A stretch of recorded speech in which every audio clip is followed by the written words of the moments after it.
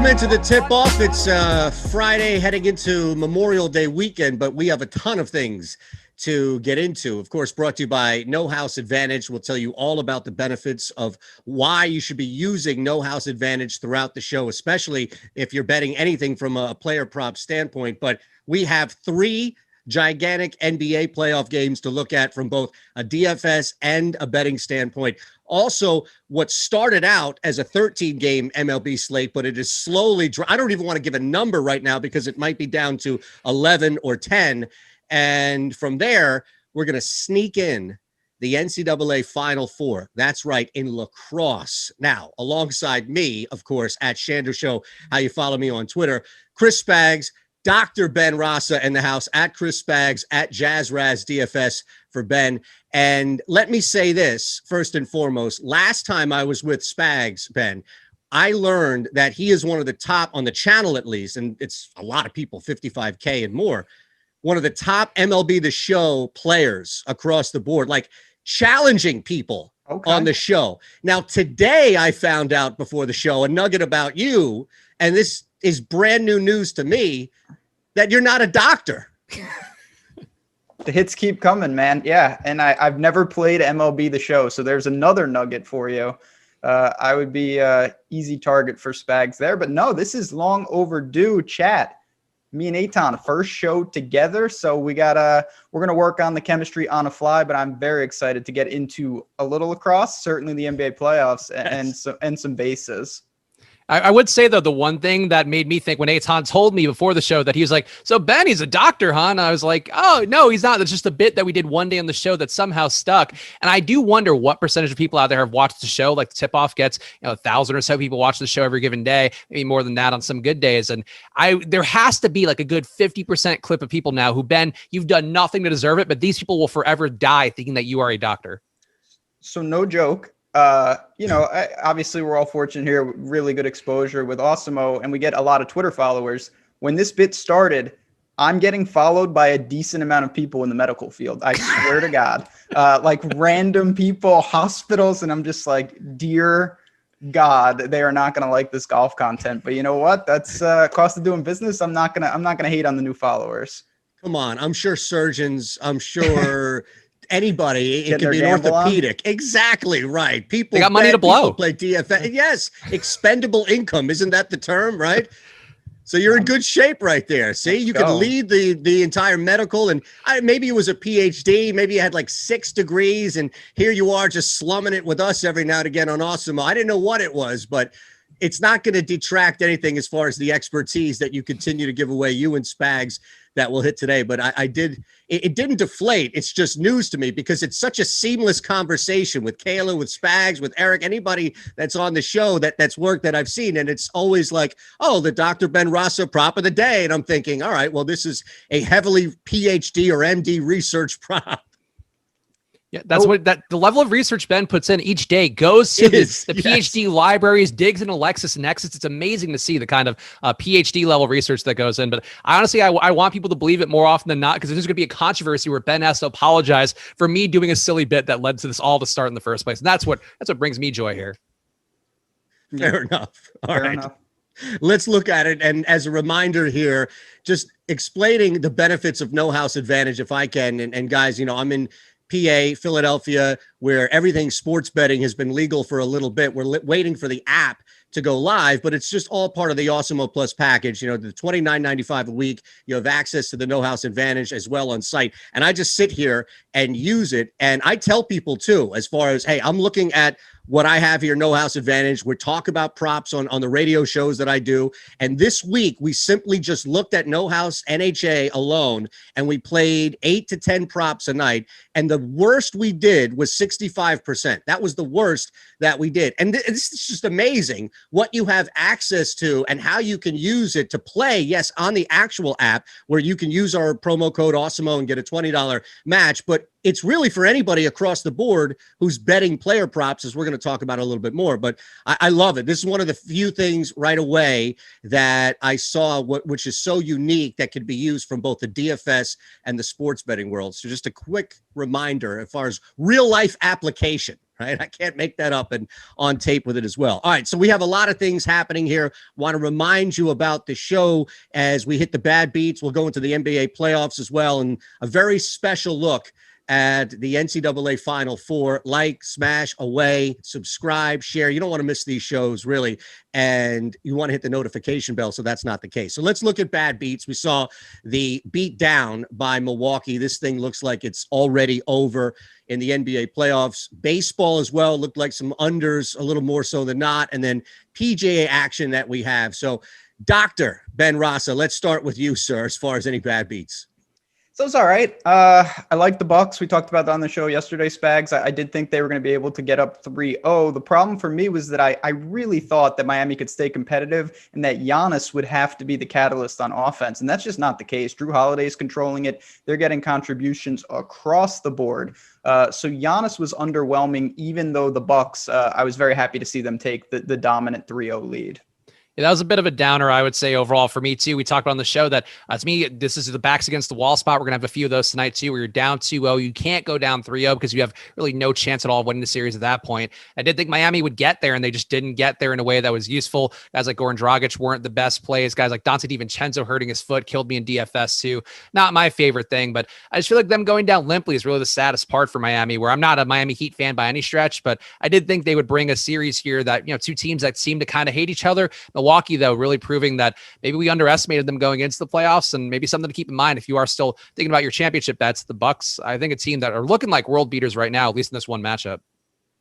Yeah, and I just, overall, as far as the game itself moving on in game 4, there's always going to be that letdown factor, and we have a lot of things in front of us, so I don't want to get too far ahead of it, but just you'd think that series would pretty much be over, depending on how large that line may be for Miami. There might be some interest jumping in, but yeah, just as far as the feel overall of this entire series being over. I'll throw this in as far as last night, and maybe this is just me being an idiot. So I understand that there can be a thin line between a bad beat and simply being an idiot. So I looked at Chris Paul, looked healthy, looked like he was good to go, took the over 10.5 points, and that clearly did not hit as he finished with 7. I see you shaking your head already. Like, no, Ben's thinking, I'm excited to work with Shander. And then the first bad beat, he's like, my goodness, where's Caleb? Listen, that was a weird game. That Suns game was weird. And yeah, CP3, that was one of the spots I really didn't know what to do last night. So it's going to be, NBA playoffs are obviously one of the best times of the year. It's going to be fascinating to see. We get a new batch of games tonight with a lot of the same parallels of teams up against the wall, as Spags said. All right, let's look at it. And then tonight we have the 3 games with the Knicks and Hawks leading things off. And it's good because they're staggered. So you can kind of have it up there on multiple screens and not worry about missing much. Let's look at the Knicks first, right? From a DFS standpoint, we'll add in some betting elements as well. But just at least with the Knicks, they come off that big win. It didn't start like it ended by any means, but now the series shifts to Atlanta. So let's start, Ben, as far as what stands out from a DFS standpoint when you're building lineups tonight with the Knicks. Yeah, so first thing that stands out, this is probably, and it's been like this all year, the Knicks play really, really good defense, and it drives the total down. You're looking at a 211.5 right now. That's almost 10 points lower than the other 2 games. And I think we know Tibbs runs such a tight rotation. I mean, now it's the playoffs, everybody does, but Julius Randle is going to be busy. He hasn't been great, but he did show some fight, particularly in that second half. And then I'm interested to hear both your thoughts. Is Derrick Rose going to die on the court? Because Tibbs is just no mercy, 38 minutes again. They need every minute from him, but I don't know how long he can continue to do this. So you've got those guys. I think that's probably where you look. Alec Burks is tough. He was so good in game 1. I think that's more of an outlier than not. But, it's going to be up to the big 2, I'll call them, Randall and Rose tonight, to carry the Knicks as 4.5-point dogs. Yeah, I'd be on the same page here. Rose to me and DFS going to be a chalky play on DraftKings and Fanduel. He's still a play to me that's too cheap for the price tag. As Ben mentioned, he's being just driven into the ground minutes-wise and staying healthy throughout it, staying productive throughout it. So I think that's something to me that I will not try to move away from too much today. Julius Randle's one guy who interests me a little bit more on DraftKings. 10% expected ownership, has been playing down in these first 2 games. And I think Julius Randle, he was good against the Hawks all year long. He's kind of gotten some bad run. He's missed some shots. He's kind of not looking fully himself there, but maybe a road trip here will help help get him going. I still think playing Randall more than the field makes sense, just given the fact that he is a slate breaker potentially. The guy's just not that highly owned. And also, if you are playing Derrick Rose on the lineup, I do think putting Julius Randle in kind of makes some sense there because maybe Randall's scoring takes away from Rose. But I think, too, there's a lot of usable pieces here. I still would play some Alec Burks, and I think Taj Gibson. Once again, it is crazy to me that Taj Gibson is so relevant, but yesterday, Robert Covington, one of those plays that you didn't want to get to, it doesn't look great on paper. He ends up paying off because these guys are going to hit their median projections about half the time. Taj Gibson today, in terms of median projection, this looks like a good value play again. Guy who's stealing minutes from a very banged up Nerlens Noel. So I don't know if I believe in the Knicks to win the game from the betting perspective. I don't think I would take them as a money line bet. But I think for DFS, you should be getting a good amount of these guys today and just hope they don't get blown out. How about real quick, Spags, Barrett, and just looking at No House Advantage? I mean, he's a pretty heavy fade on the, or at least strong play on the under. So that would mean that he would probably be a fade in DFS. Yeah, I would say so for me. I think really he's getting crushed by Derrick Rose getting more minutes. Alec Burks kind of taking some minutes as well. Reggie Bullock last game got back on track. So when all these guys are sort of pulling away from Barrett, who just kind of gets there by being the lone body who usually plays, 35 minutes or so, is because that's not the situation anymore. He just doesn't have the same upside he did during the regular season. And you have better players, I think, taking shots away from him. So there's still a tournament potential for him, but I would agree for the most part, like the ownership is going to be low on him today. And I think if you are buying in on RJ Barrett, you're buying in sort of an absence of a real reason to do so. All right, well, let's start, Spags, and we'll swing it back to Ben here with Atlanta and looking at strong plays. We know Trey Young is going to be out there and going to reward. It's going to take a lot for the Knicks to shut him down, or just maybe Trey Young himself. So outside of maybe the chalk obvious, you've got a little bit down the line there. Where do we start with the Hawks? Yeah, I think the guys to me here, I'm not trying to take much value from the Hawks. It is to me more of a Trey Young spot. I think you can't sort of justify getting Deandre Hunter, but him coming off of a good game, I do feel like that puts people in the sense a little bit more where it wouldn't shock me to see the 20% ownership we have projected for Deandre Hunter right now get a little bit higher just because of people, the field's chasing the game a lot more than usual, it seems this year. And I think he's one of those guys to me where I wouldn't mind moving away, trying your lot with other guys. But Trey Young to me is still a core play on the day. Clint Capela, I think the price tag for him is getting more close to usable, still a pace down spot, so it's not one that should offer more possessions to go around. One where if the Knicks shoot poorly, you could see Capela clean up on the boards, get a little more easy action in the paint as well. So I think there's a pathway for him. But Trey's really the one that I'm looking at here, coming off of this is a little more narrative street, but it's added to the fact that Trey just looks good for his median projection. But the fact that coming off that game in New York, he's getting spit on. I think coming back home, the home crowd for Atlanta does love Trey Young, and I do think him repaying that in a meaningful way wouldn't shock me either. So when you look at the fact that he just projects well, and I think there is a little narrative going his way as well as cheap price tags, Trey to me is one guy where I would have no issue going at least 50% of my lineups, I think, tonight. Yeah, I mean, listen, Trey Young, if the Hawks are going to win this series or this game, it's got to start and end with him. He's been good. He's been great through games.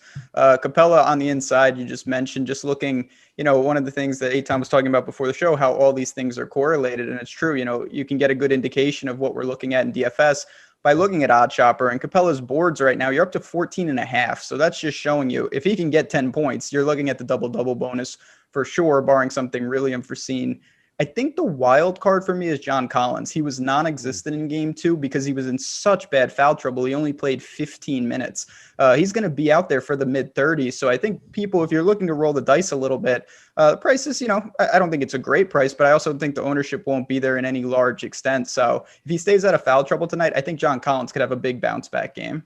Ben, it's moving a little bit more. See, we have it on OddsShopper, oddshopper.awesemo.com, where we get everything up to the date. All of the shopping is done for you ahead of time, so you know where you're getting the best value. At 4.5, the total is where I'm really interested in from a live standpoint, because I wonder how much you factor the change of venue in change of tempo. So, and look, the Knicks aren't uncomfortable playing fast, but clearly Thibodeau would much rather put the clamps down and slow things up. I wonder if Atlanta comes in and maybe tries to counter, maybe even early on in this game, and if that could factor into a live play where you could take advantage of the total.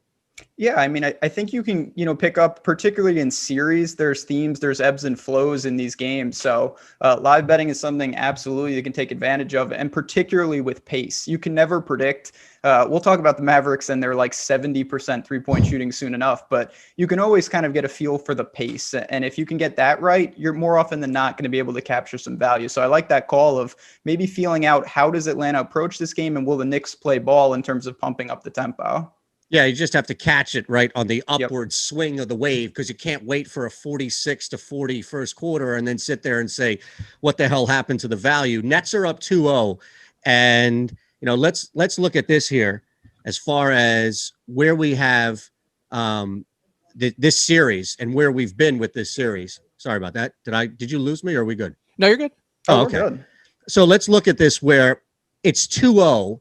And I think normally with this level of stardom, Spags, you might be able to make an argument that just kicking back and relaxing and maybe taking a breath could settle in. But these guys have not played enough to where this is still like the end of the regular season for most teams, first round. So how do you approach still, I think, some unknowns about the big three, even 2 games into this series?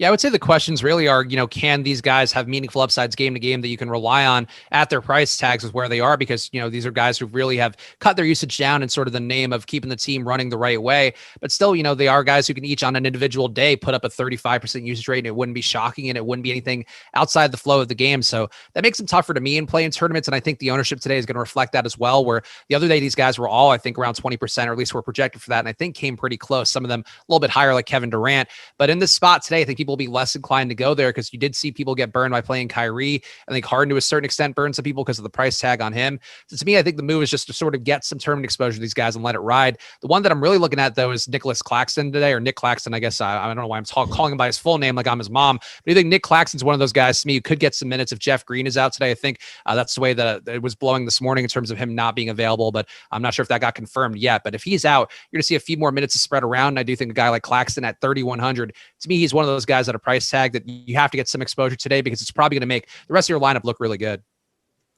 Yeah, and just in the playoffs, there's not, we're talking a 10-game NBA slate. You could say if you don't want to play him at the dead min, you could play these other 5 guys. There's just not that many guys in the rotation with 6 teams that are that price. So you look at the Nets, they're one of the bigger unknowns. Lucky for them that Boston is completely in shambles. They can use these, what's only going to be 2 more tune-up games, to get right and figure some things out. It's a tough team to project just because they've got multiple superstars who on any given night can go absolutely nuclear. And if they don't want, Joe Harris is someone, if they give him wide open threes, as we saw, he can go crazy. So I think there's a lot of risk reward. I don't think the floors are as built in. But the good thing about the Nets in particular, price points all the way from the min all the way up to Harden. So you have a lot of options to target this team tonight. Just before we look and kind of swing this thing back, Spags, from a DFS standpoint with Boston, just looking at the game overall, I know that it's a big number, and we've seen big numbers already with these 2 games. At 8 right now, I still don't know what scenario we would need to see for Boston to jump out to where we're 12 to maybe 24 minutes into this game, kicking ourselves that we laid the 8 points. I think pre-flop, this might be the best value, like we've seen the other games, where this might be the best value you get to lay those points, even though it's by far the biggest number on the board.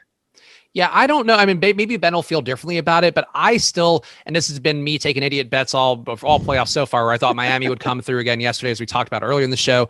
I feel like Boston. We love idiot bets. Come on. No, well, yeah, that's. Thank you. I'm glad you're here, Eytan, so you can support me fully as a fellow idiot better. But I would say I do believe in Boston being able to take this one, and I want to see them do it. The spread has come down. Yeah, it was 10 points earlier today. Now it's down to 8. I think there was some positive signs here, and it really all it takes is one outlier Jason Tatum day, let alone somehow getting that outlier Jason Tatum plus Kemba Walker day. So to me, I'm intrigued by the idea of Boston. I wouldn't hate the idea of laying an actual straight bet for them to win today, 306 money line for them. But I do think trying to get these guys, it's the teams with backs against the wall. Like, we used to like Boston. People like Boston. They thought Brad Stevens was a genius. Is he now just a complete idiot? Is it just that he's, no Jaylen Brown is a big part of it, but can he not get one win in a series? I find it hard to believe he can't get one. I think if they're going to get one, it's this one. So to me, trying to play the Boston side makes a little more sense. You got a New Yorker and a Philadelphia here with you. I don't think anybody likes Boston outside of you. I'm also a New Yorker. I grew up in New York. That's right. You're out west now. So. Yeah, I am. I mean, I'm certainly more in touch with my feminine side, my meditation side, all of that, my vegan side out here, though I'm never vegan, that much for sure. But no, I get it. I just think Boston, to me, taking a team with their backs against the wall, who people have liked over the course of years, I think that pays off more often than not. And I think trying to let the recency bias come down a little, I think could be helpful, but it is a scary spread either way. They are taking, I'll give you credit. They are taking money. You're right. The spread is going down. I just, I don't know, man. I think it's an interesting, again, I'm going to stick with kind of what Eytan brought up before. I like the live bet. If Boston punches first, then I can get the Nets at like -4, -5. I think that they respond ultimately. And you know what? Are there scenarios where the Nets punch first and I miss it and I never get value? Sure, but then it's a pass. You don't lose anything by not making the bet. I think you learn a lot about this game. We'll see how they settle in. I just ultimately think that Boston is overpowered at this point. I don't know how many adjustments they can make. Tatum might be wearing an eye patch at this point. He looked pretty hurt in the last game. They're going to need a huge performance from him tonight. I don't mind him as a target. I just worry that even if they get that, Kemba or Smart or Fournier, someone's going to have to step up and go with him. I have to add one narrative point to this kid, because I know I'm sure that we have some people out there watching this that are Bill Simmons fans, but can you not imagine a world of the Bill Simmons podcast with the Jason Tatum eye game becomes a thing he references every day for the next 50 years of making content or however long he'll be doing that. There's some world here where this could happen, and I want to be on that world because nobody's going to be playing Boston today, it looks like. We went from like the near blind LeBron playing game to now the Jason Tatum. I mean, no, what's next here? The second round legacy game, right? We just need to keep building to this. Put them all in goggles. I think that's the move here. Just make them safe here. There are too many delicate eyeballs out there. I've been jabbed in the eye before. I've talked about that on the show. It sucks. It's life altering. So just be safe, boys. Wear your goggles. Everybody look like Horace Grant. All right, let's look at the Clippers. That's, it would definitely add some entertainment value for sure, right? Oh, they would hate it because they all want to look cool so bad. If they all had to wear dorky big goggles you would wear in a swimming pool as a child, it would be hilarious. Who's like the deep cut goggles guy? Orlando Woolridge? Like who's the deep cut throwback guy, right? That you could say, because we have the obvious ones, but now we'd have to say, oh, the whole league would look like Orlando Woolridge. I probably lost like 3/4 of the viewership on that one. So we'll move on to the clip show. Down 2-0, getting points on the road. Maybe we've got a theme here tonight when it just comes to, Ben, waiting a couple of minutes into the game to see how it is. You could also make the argument that, hey, the team that's up 2-0 in this series that just withstood 2 stars putting up some buckets and nothing else for the Clippers are actually getting points at home. So maybe that is what we just talked about as far as getting Dallas at least with a couple of points pre-flop, the way to jump in, or are you thinking maybe more to wait a little bit outside of maybe a prop or two that jumps out as well? So we're going to find out soon enough, stepped into the Lions cage with this. I can't accept that the Clippers are done. I know that Dallas has answered the challenge here, but I bet the Clippers already. I got them at 2.5. I'm going down with the ship, and I may be going down because Dallas has shot 35 for 70 from 3 in 2 games. That's 50%. I'm a doctor. I can do that math. That's obscene. That is obscene. If they do that, it's over. There's no way to stop them. But I think that Kawhi and Paul George and this team as a whole will respond, and particularly on the defensive side. You mentioned it. They've done everything they've asked for offensively. So looking at that, transitioning its DFS, you've got Kawhi 8,500, Paul George 8,100. Don't mind either of them. They're going to have to do a ton tonight. It's all hands on deck. This is a mega must win. And I do think that the Clippers will find a way to make this 2-1. I would say, too, from that, the same logic there that Ben's talking about, what we talked about earlier in the show, when teams' backs are against the wall, and you saw it last game with Kawhi and Paul George as well, but these guys are probably going to play a Jimmy Butler level allotment of minutes because the season's on the line. Kawhi's future with the Clippers might be on the line. There are rumors of him maybe opting out of his contract or finding a way out to go to Miami, I think is what I was hearing on some podcasts earlier this morning. And there's a lot of things here blowing, I think, badly for the Clippers. And I picked the Mavs to win the series outright earlier, so I'm going to continue to ride that one. But I think the Clippers, to me, like them going down completely limply, I find hard to believe. They were fighting through that last one, and it was kind of baffling. I think because of the 3-point shooting, they couldn't quite get there down the stretch, but they are giving up a 36% shooting clip from deep on the year. As Ben talked about, 50% shooting, not sustainable in most situations, but definitely not sustainable relative to what the Clippers have done all year long. So I do like the Mavs. I do think, to me, this might be a stay away for betting. I might be more inclined to take the Mavs, but I think the Clippers in this one. For DFS, to me, I feel like the safest place you'll have on the board because they will get all the minutes they can handle. Is there a third option on this team, Spags, that maybe jumps out because it's been so difficult to get consistency from that third option?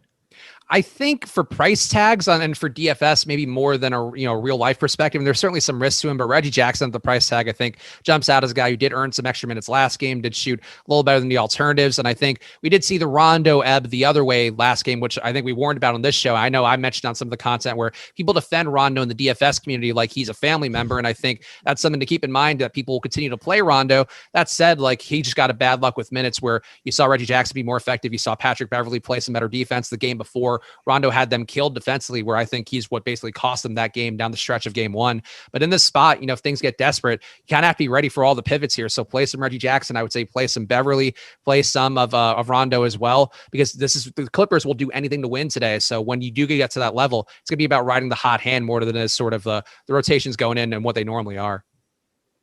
Ben, are you looking on Dallas's side now? We can start obviously at the top as far as big chalk with Luka, and not even looking at it now, at least as far as projected ownerships, just over 25%. So there are a handful of guys in front of him. And I wonder, Tim Hardaway Jr., pretty much, especially coming off that huge productivity night from a scoring standpoint, if you're looking at beyond Luka, working maybe one or two guys in tonight from a DFS standpoint.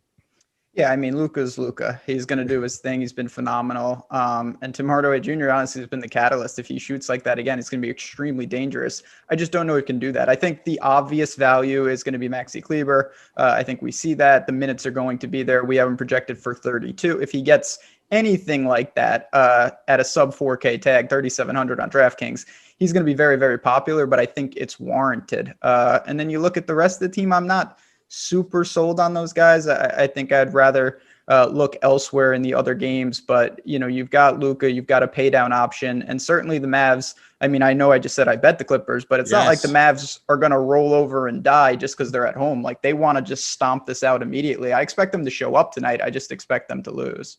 Yeah, I think for me with the Mavs, Kleber's a guy that I was touting the other day. Thankfully, did come through, play through that injury. I was being rested, as has been rested in the practices between games, because they're trying to keep that Achilles fresh or whatever his foot issue is fresh. And they're still going to play him a ton of minutes in the games because he's a guy defensively who does keep that in check and can offer a little bit of shooting, as we saw last game. So to me, Kleber is once again the Robert Covington type play on the slate, where he's not a guy you want to get to. I think he still has one of the highest marks according to the boom bust tool of ending up in the optimal lineup. So he, to me, the most important play on the Mavs, which is crazy to say, given that you do have Luka and Porzingis, both at reasonable price tags who have some upside. The Kleber's the one who sort of opens up the lineup possibilities. Luka and Porzingis, I think, also very quality plays. And then, as Ben mentioned, Tim Hardaway Jr. kind of lurks as that tournament option that can put up a lot of points, can also really disappoint. And he's going to be 30% owned today. So if you get a cold Tim Hardaway shooting day, maybe you play a little bit less of him, and you can sort of differentiate there by going to Porzingis, going to a Kleber, and definitely going to a Luka as well. No House Advantage, OddsShopper, the predictive models that we're talking about, ownership projections, all of these terms that you're hearing. If you're unsure, maybe newer to the community, or you're thinking to yourself, yeah, I can just come in here, hang out, listen to Ben, listen to Spags, tell some jokes, and then get out of here. You're not winning. You're not truly winning and taking advantage of what we have for you. It's all there. Awesemo Plus, $29.95 a week. And it's tools that we are all using, from a betting to a DFS to when they blur together, as you can see right here on this very show. So make sure that you're signed up. Awesemo Plus, $29.95. If you're only looking here from an NBA DFS standpoint, that's okay. The Awesemo Plus NBA weekly package is just $16.95. We also have like the super streamlined package for you, the NBA weekly express package. That's $4.95. That's access to everything Awesemo Plus NBA. But really, when you start to look at it, $29.95 for stuff you can use for both DFS and betting, which we know they blend together all the time. That's why you're here, smashing away on the like, subscribing, and the notification bell. Then you understand why everybody else that's a part of this is making some money. And when it comes to betting advice, we go to Dr. Ben Rasa. I was told by Lofty before I even started here, you're in betting stuff. You do sports betting radio. You do stuff in film. You want to talk to Ben. You want to talk to Ben. So my very first moment here with you, laying down some advice, comes with all things the NCAA Final Four men's lacrosse. And I know Spags is super geeked up for this. I mean, this is what we wait all year for when we're twiddling our twine around all day, spinning our sticks in the ball and the net and all that. I mean, this is what you play all year for, to see North Carolina and Virginia go ahead and to see Maryland and Duke, these historical legacy rivalries in lacrosse. And this is what you get fired up to see every single time. And now I've contributed all I have on the subject. So please take it back, Eytan, or throw it to Ben. Look, this is Ben's world here. I just did some extra research. I'm not going to say anything until he goes with the side, and then I'm going to find a spot and actually lay a bet on it. But let's start with, this is huge here. We have the two matchups, and clearly there's going to be some money bet on it. And look, to be fair, this comes up a lot with sports like the WNBA and others, where a lot of the big books are not going to pay attention to anything that should move the line, or where they're not going to adjust maybe an incorrect line. So you better take advantage of somebody like Ben here who has done the work for you. It's true. Like it's all fun and games until you realize there's edges in these weird sports. And lacrosse is one of them. I've been betting lacrosse for a couple months now. It's been fantastic. And we've got some great games here. So we've got UNC, they're a 1.5 favorite over Virginia. I do like the Tar Heels. This is an interesting situation, Spags. I was ranting about Georgetown a couple weeks ago to you. They played Virginia and they lost by 10 goals. So that didn't work out at all. But I think people don't understand in lacrosse, when you score, the other team doesn't get the ball. You go to the face-off X. You got to win the ball to get the ball. And Georgetown face-off man in the first 30 seconds of that game was injured. Virginia won like 90% of the face-offs. They couldn't get the ball. That is not going to happen here with UNC. So I'm going to lean to the Tar Heels. And then in the other game, it's a very difficult game. I've been riding with Maryland all year. I do think they're the best team. They're just not in the ACC. So maybe we haven't seen them play against the best of the UNC Dukes and Virginias of the world. I'm going to go with the Terps. I'm going to go with the Tar Heels. And that is the matchup that we will see Monday. I will be there in person. I'm going to the game on Monday in Hartford. Might have to run on the field if my bet is in danger, but yes. I'll do what it takes to see that we have a productive lacrosse segment here, first and probably last. Did you punch that parlay, Spags? The Terps and the Tar Heels? Did you punch that right now as he was giving it to you? I mean, yeah, once he said face off, my mind went to Nicolas Cage and John Travolta and that classic film. And I thought, what stirs my enthusiasm more than the combination of lacrosse and classic Nick Cage films? So I think really it all checks out here. That Ben parlay, even better perhaps than the Dr. Ben prop bet of the day.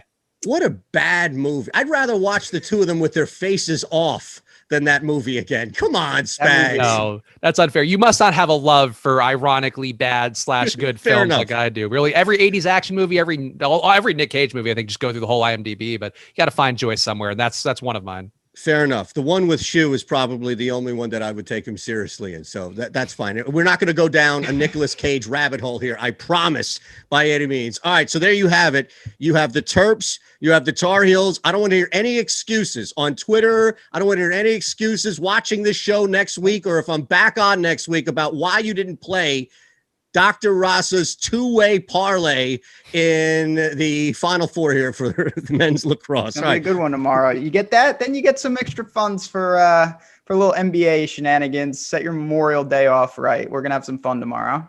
Fair enough. All right, let's have some fun on the diamond, and we're just anticipating that a lot of these guys are going to be out there. So we have no idea what the hell is going to happen with the weather. It's like a torrential downpour over 70% of this country right now. So let's look all here courtesy of OddsShopper, of course. Biggest bat tonight. We've got Seager, O'Neal, Escobar, Sano, Yasmandi there at the end. Let's look at this, Spags. You can start Seager 280, 300, 310, 320, 320, kind of down that list. Who jumps out at you as far as the best odds tonight and value in return to hit home run? So the Tyro O'Neal one's interesting, and it's something that Ben and I have talked about on some of the tip-offs in the past, where you see these guys in the mix and you're like, I don't get why this guy has such lofty odds, and then you dig a little bit deeper, and Tyro O'Neal is one of those guys where basically all he's had going for him historically has been power, and he's really been terrible against lefties overall for power over the course of his career. He's only faced 76 lefties overall, but still enough there where you would think the power would sort of bear out on that side. The thing today is, though, he's going against Madison Bumgarner, who I think we're going to talk about for the strikeout props as well, but is a guy who on the year has sort of gotten better results, but it does seem like things are going to start to get worse for him, especially as the weather heats up, and the weather is going to be hot today in Arizona. It does look like it'll be an open roof day as well. So in this spot, to me, I think Tyler O'Neal's the best pick because we lost a lot of picks today to the weather, and I think we'll probably lose a few more. So to me, out of the guys that are left, Tyler O'Neal, I think baffling that he would have these odds, but I think when you look at it a little more, Bumgarner's due to get hit hard. I think a guy like O'Neal can benefit if the whole team does. I'm gonna stick in the same game. I'm gonna go to Escobar on the other side though, and it's just a product. You've mentioned the weather there. Over/unders at 9.5. That's the highest right now that I see. And the D-backs are slight favorites, so their team total is a little higher than the Cards here, and that is a guy that typing his name into DraftKings I can confirm is on the Diamondbacks, which for me is a step in the right direction with baseball. So I think that game could get out and get going. I'm gonna go with Escobar at I get a little extra money too, plus 310. Not a bad price. All right, let's switch to the biggest arm here. And we have a couple of guys. Now we had to scratch somebody, and I thought we were going to go to Spags created player on MLB The Show, but we're going to keep him off the list. I don't think there isn't odds, at least right now. There are no odds yet for that, but you can give us based on his record. But let's look at this, Ben. Let's start with you, and we'll swing it back to Spags here as far as the sharpest arm on the slate tonight as far as over strikeouts. Yeah, I mean, I'm just going to go to the guy that's the most obvious here in Cole. It's over under 9.5. And I think he mows down a lot of Tigers tonight. The Yankees are almost minus 300. That's obscene. And just looking at some of the stats here on the year, Detroit striking out over 10 a game for them. That's 29th in the league. It looks like they're just going to be overmatched. So even though he's the most obvious choice, to me, that's a pretty safe one. I do think he can fan double digits tonight.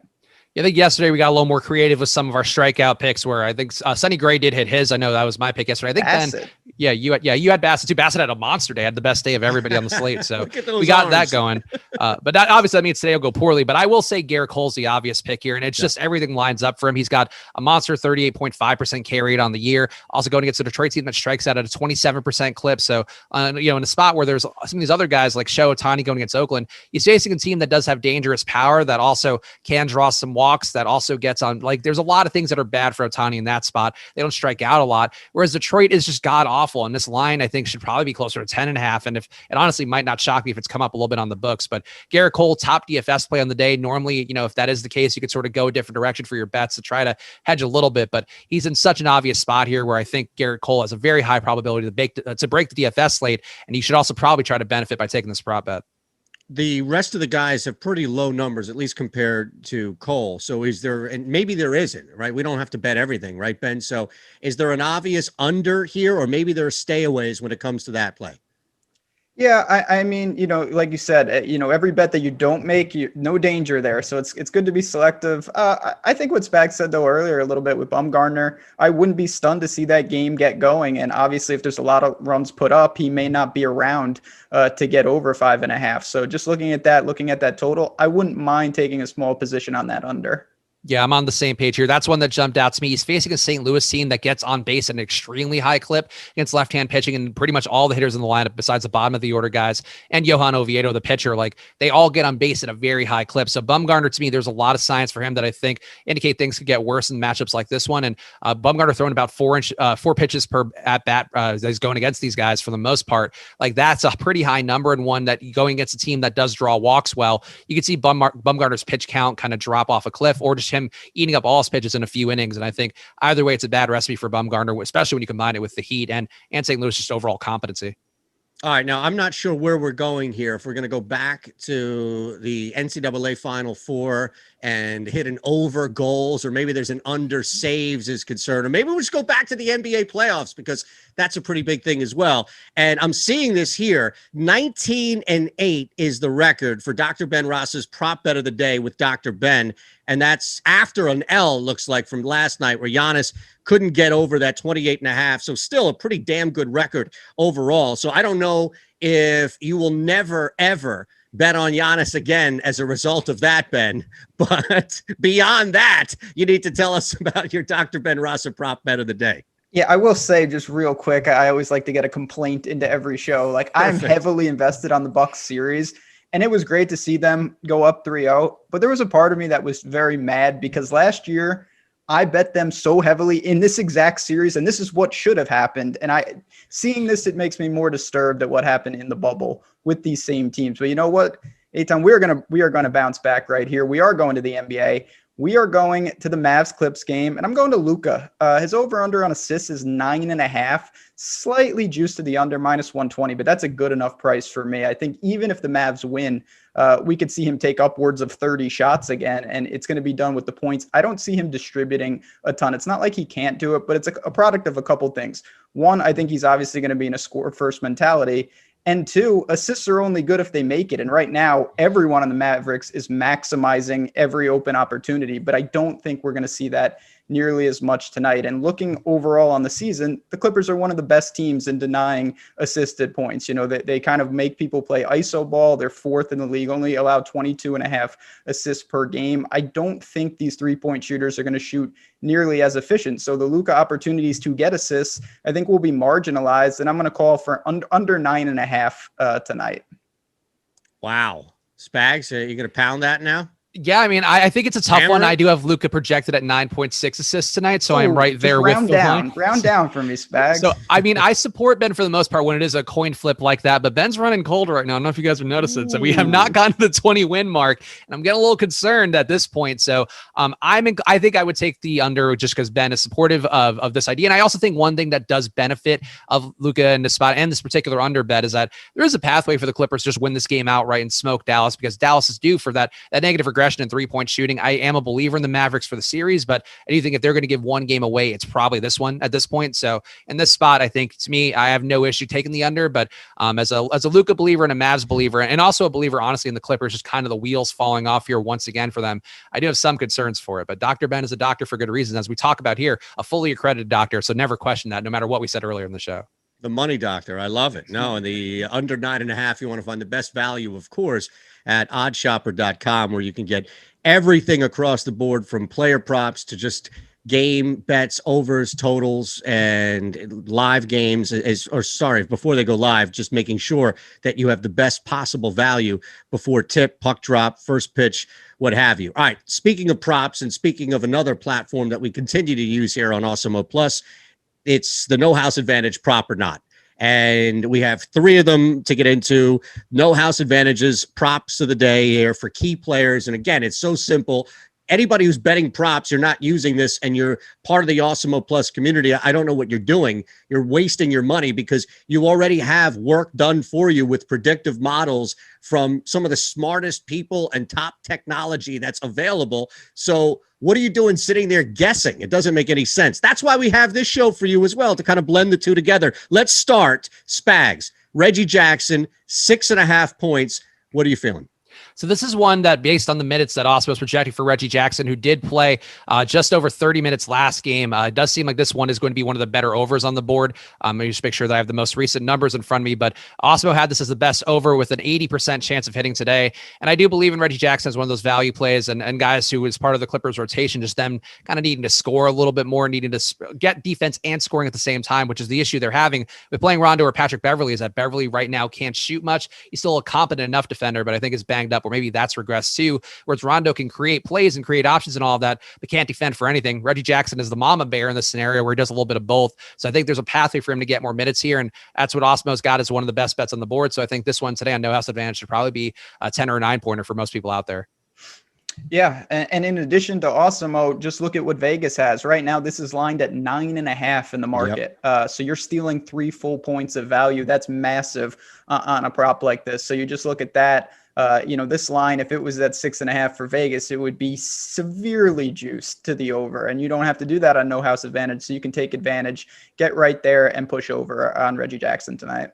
That's the best sell for anything that you could possibly. I mean, 3 points difference. Huge. Do you know how difficult? And not you too, but just in general out there. Maybe somebody's like, okay, what? Do you know how difficult that is to find a 1.5 different? Amazing. And real quick, I don't know, because I don't know if people are trolling you. The last time this happened, Ben, where somebody trolled Spags in the chat, he booted that dude's ass out with the help of everybody else. So this seems to be a general troll here, or maybe this is something that Spags was right on.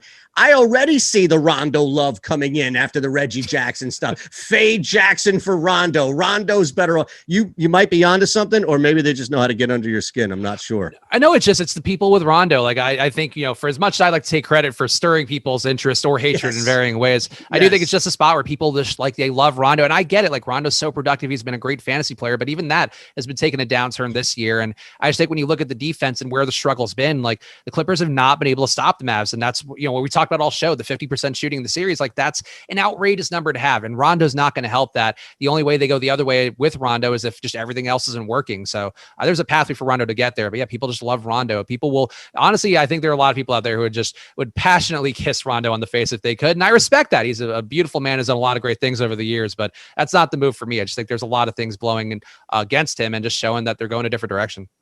It might be heavily juiced on Rondo's side, Ben, but I'm curious, who gets more kisses on the face? Is it Rondo or Melo? I'm going to go with Rondo, man. He's just got that face. Even though I hate Boston, of all those teams, I always respected Rondo. Fair enough. There's something about Rondo that I kind of do find myself rooting for him. So maybe I'll join the army in chat against you, Spags, on Rondo. All right, Doc. Serge Ibaka, 4.5 rebounds. Where are you leaning, over or under? Yeah, so this is another benefit of no house advantage. In the betting markets, when you've got guys with Q tags and that are really an afterthought, they don't have lines for most of these guys. But Serge Ibaka might only be on the court for a couple minutes tonight. So when you look at this line, you can take advantage. It's probably going under if he plays. You got to make sure that he plays, because if he doesn't, that's a void and you're kind of losing value there. But, we've already talked about the Clippers. We mentioned a bunch of guys. He was not one of them. I don't see him contributing a bunch tonight, so I'll go under. Yeah, that's the one risk here, is that maybe Ibaka doesn't get any run at all, but he was basically squeezed out of the rotation in the second half last game. So there's some degree of risk there as the Clippers maybe realize he's not a good fit. Maybe he's unhealthy enough right now after being out for a lot of weeks down the stretch, the end stretch of the regular season. But I think taking the under here, you're hoping, you just need to make sure you get a minute or two, but there's no world here, I think, at this point where Ibaka plays 20 minutes. So you're not really worried about the overhitting as much as you are just Ibaka getting on the court. I do think there's still a good chance of him getting on the court. So to me, this is a really good under to take, because he's just not getting the minutes he was, and probably not the player he was, just because of the injuries adding up. All right, Spags, you started on the last one here. RJ Barrett, PRA 25.5. So this is one that on Awesemo looked a little bit better, I think, earlier in the day, but still pretty strong, 79% chance of hitting the under. And it ties in with what we talked about earlier, where if you believe in RJ Barrett, if you want to get him in DFS today. But for a site like No House Advantage, where he's getting squeezed by the Derrick Roses, by the Alec Burks, by Reggie Bullock, who also provides a little more defense too, like there's a lot of ways here for him to lose minutes. And that's just not been the case all year long. So on No House Advantage, the lines don't move for the most part, or they do within reason, but don't change a lot from that median projection. The series is really ebbing away from RJ Barrett, where and him having a good outcome today is going to be the unexpected one. So I think in this spot, take the under here, one of the best bets on the board according to Awesemo. And to me, on No House Advantage, it's probably, I would say, a 7 or 6 pointer. Yeah, I'm going to agree with you. I will say that I like Reggie Jackson's spot a lot more in terms of stealing 3 points of value. There's a couple others in that, but this is one that's definitely worthy of being on the card. So I'm going to make it unanimous, and I'm going to lean under. All right, fair enough. Now, built this segment ahead of time, but I am now going totally 100,000% against our in-house betting expert. Like, the sharp mind on the channel is Dr. Ben Rasa, and he's just explained to you 3 times over in multiple conversations on the show how he's taking the Clippers. So now I'm thinking maybe I could just blame it on the fact that we don't have much time and not tempt fate and just build this tower staring in the face of Rasa. All right, I'm building this tower. Here's what we're going to do. And it's all a narrative bet, all right? And they're 4 separate bets. This isn't a parlay because it's all the same game. But I like Dallas to win. I'm going to play them pre-flop, knowing that it's probably not going to be an 8 to 10 point hold. They're going to have to come out based on what we've seen. Take them at plus 120 on the money line. Where I do think the Clippers have value is throwing everything they possibly can at Dallas in the first quarter. I can lay 2.5 and get a plus 120 return with a pretty strong 3 to 5 point lead after 1 for the Clippers. Then that's where the game comes back, swings it back in Dallas's favor. So I can even lay the 1.5 with Dallas to get a plus 145 return to win the first half. And look, here's the last element of it. This again is pre-flop from a series standpoint. If in fact Dallas wins tonight, that Dallas winning 4-1 at plus 475 today is going to be significantly lower tomorrow. So I'm basically looking at a futures bet that I can take advantage of because, all right, I'll throw the Clippers a bone. and Dallas wins 4-1. So there's the inside the madness of my own tower right there. And I'm sure you could just shred it with you rolling all over the Clippers tonight. I mean, I'm definitely against you, but I'll say this. I like the way you did that because the key with all these games and series is just like showdown mentality. You want to tell a story. And it's kind of building up to, okay, if it's 4-1, work backwards. How does it get there? And even in this game, you think the Clippers punch first, but the Mavs weather the storm. That's how that could happen. So I definitely think that's possible. I hope the Clippers punch first, second, and third, and it's just a straight knockout blow tonight. But that's why they play a game. It's going to be a good one tonight. Come on, Spags. Come on, Spags. I heard you on Dallas earlier. I am a believer in Dallas, and I like the concept here. I also like the name Shander's Tower. I know you said Tower of Power. We were talking before the show, but I think Shander's Tower, now that I'm hearing it, kind of sounds like a fantasy book that HBO would develop into a really fun series for everybody. So I support Shander's Tower, and I just like the way you're thinking about it, because I know, Ben has talked sometimes about, not trying to rely on contingencies, not having to rely on, two things happening instead of one. I do think when you stack it like you have, where it is sort of, these events that are kind of independent to themselves, but also make sense tied together, I think that's a bet that I wouldn't mind taking, and especially not playing it as some sort of straight parlay or anything like that. But Eytan, I feel like you have a beautiful mind for this stuff. So you're seeing the graphics right in front of your eyes before them, all the things calculating before you. And I'm not going to hate on it. So I support the Shander Tower of the day. Spags, it's only beautiful if it hits. Otherwise, I'm a piece of shit that doesn't know my ass from my elbow. Right? No, I think the functionality is the beauty, like that, the hangover gift that we all know of Zach Galifianakis calculating everything. Like that's what I imagine it was for you, just with money lines and various spreads. And I think the beauty's in the process, not in the results. That's what I've always said. All right. Well, if that's me going absolutely batshit crazy trying to put together this tower here, what's Ben Rasa putting together all of the insight on the Lax Final Four?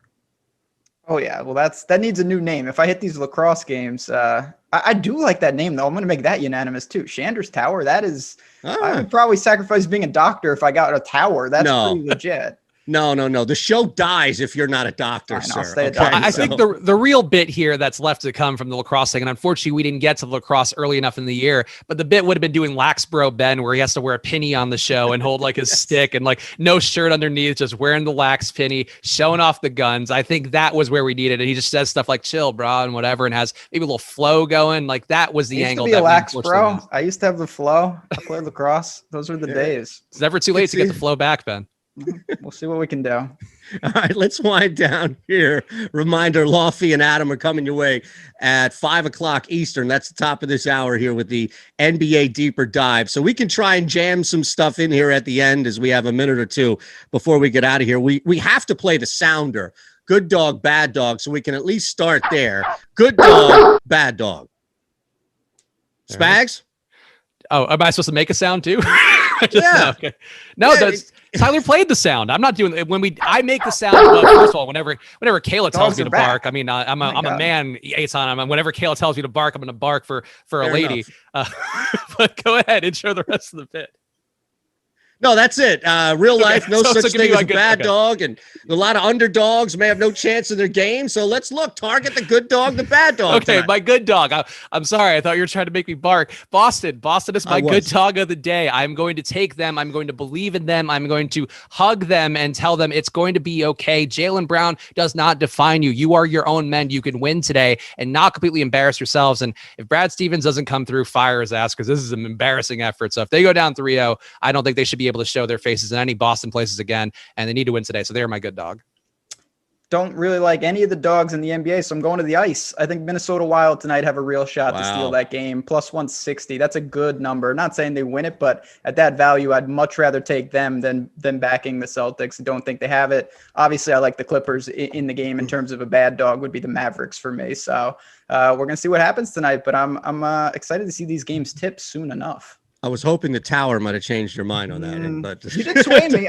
I feel nervous, but I'm sticking with the Clips / I already bet it, so I'm kind of screwed. I can't change now. You're locked in, so there's no argument there. All right, let's wind down. You guys can throw them together, right? We've got the make or break play, our fade of the day, and maybe that's the Mavericks for Ben, and we could kind of end on that as far as Friday's slate across the board. Ben, you want to take it home? And then we'll end with Spags. Yeah, mine's real quick. I think controlling Luka is the key. I like under his assists, so that would be good for me. And certainly if he explodes tonight, it's going to be tough for the Clippers to get it done. So they got to find a way to contain him today, and that's definitely going to be my make or break. I think my make or break will be, I guess, sort of Boston, but really more so it's going to be for DFS. A lot of Paul George and Kawhi Leonard today. I think these guys, no matter what happens, they're going to be out there for the run of the game. I don't see the Mavs blowing this one out. So those guys to me are just core plays for everything. And I guess the fade of the day to me might be just the Brooklyn Nets big three. I do think my belief in Boston maybe gives those guys higher potential overall as one, individual plays, but as a collective group, I just don't know how you could have any sort of faith in which ones are going to break out. Durant's probably the most likely, but price tags are high enough here where I think it's better to stay away from those guys. So to me, those will probably be ones I'll be under on. Is it okay to hope that you're like super right about the Mavs, but super wrong about the Celtics?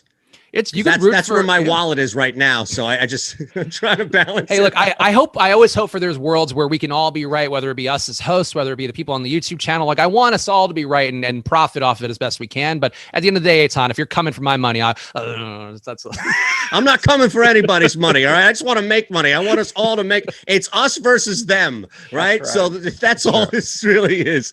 All right. It's been a pleasure, fellas, really, and learned a lot. Hopefully you out there did as well. And reward us with a like, a subscription, a share, hit the notification bell so you're not straggling in late. And look, we covered everything, including the NCAA Final Four men's lacrosse. So you cannot say that you were unprepared for this weekend. Is that fair for both of you? A fair assessment you'll co-sign? Yeah, I'd say you could get more prepared by watching the NBA show tomorrow. I think it's live before lock I'm doing, but that's me squeezing a plug in. But I feel like besides that, yes, we prepared people about as well as we can, especially on a Friday for a holiday weekend. Ben, any plug outside of being at the NCAA championship game? No, just again, great time to get inside the ropes at Awesemo Plus. We've got a great team here. We're adding new people, as we've seen. Eytan's been an awesome addition. On the betting side, we're doing a ton of stuff inside the ropes. So everyone enjoy the Memorial Day. We'll still have plenty of content out there, and I'm excited to get it done. Awesome. Thank you both. Thank you all out there. Don't go anywhere because we have Deeper Dive and Live Before Lock in the NBA right here on this stream. So there's nowhere to go. Laufey and Adam coming your way next. Thank you, Tyler. Feel better, sir. And good luck, everybody. Good night.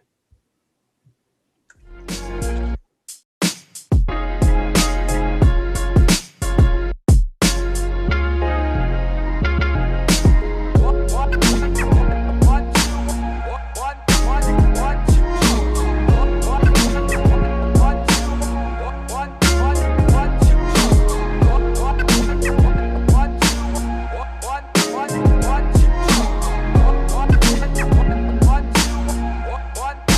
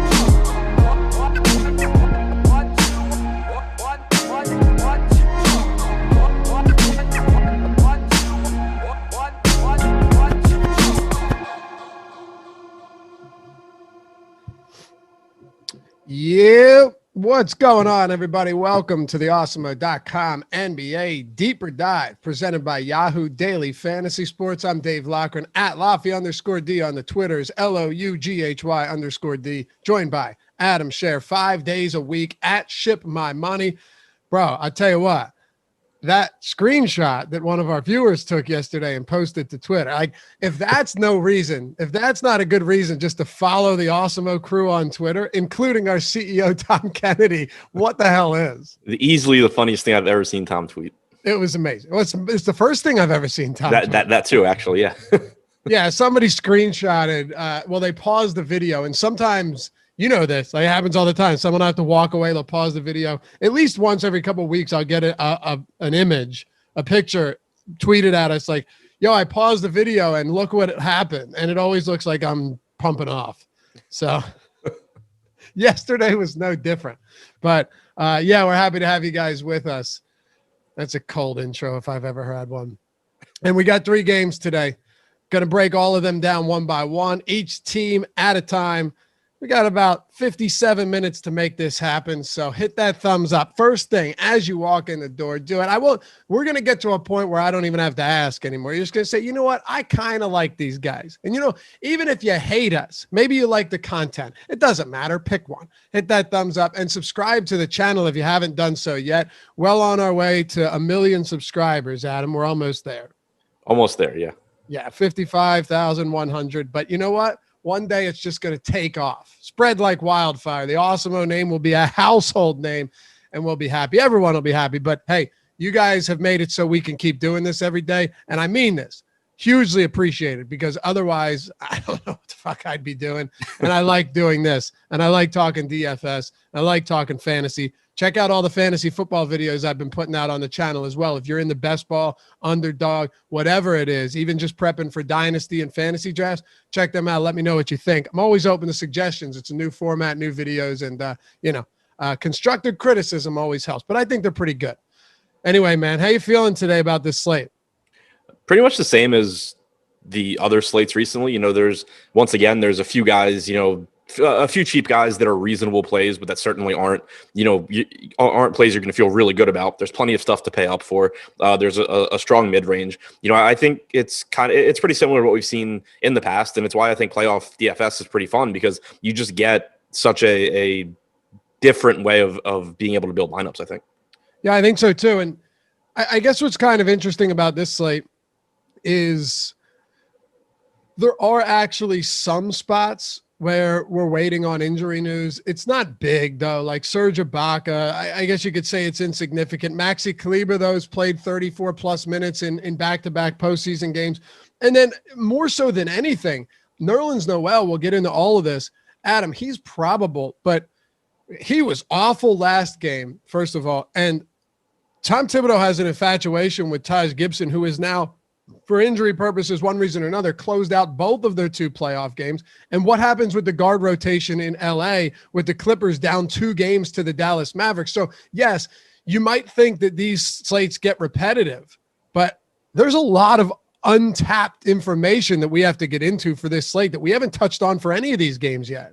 Yeah, you mentioned them. I mean, fortunately, the Knicks game is the first game of the night, so we'll have that starting lineup. But you could have Derrick Rose starting. You could have Taj Gibson starting. You could have one of them starting and the other coming off the bench. That's something we'll have to pay attention to. And then the Clippers, we'll obviously get into it more. But they closed with small ball lineups last game. And then after the game, Tyronn Lue was asked if he needed to play Terrence Mann more minutes, and he said yes. So I don't know exactly what those rotations are going to look like, but I suspect that we're going to see different rotations from the Clippers than we have in their first 2 games. Yeah, let's dive into it. Let's first say happy birthday to Gene B. Kim with the super chat. He says, happy Friday. Turned 35 today. My life is over. I don't know, dude. I think with the amount of money you've won recently, your life has just begun. So we could be in a lot worse situations if we're Gene B. Kim right now. But congrats, man, and happy birthday. And thanks for always supporting the channel. We appreciate you. Doesn't go unnoticed. All right, let's talk about the New York Knicks. Diving straight into this one.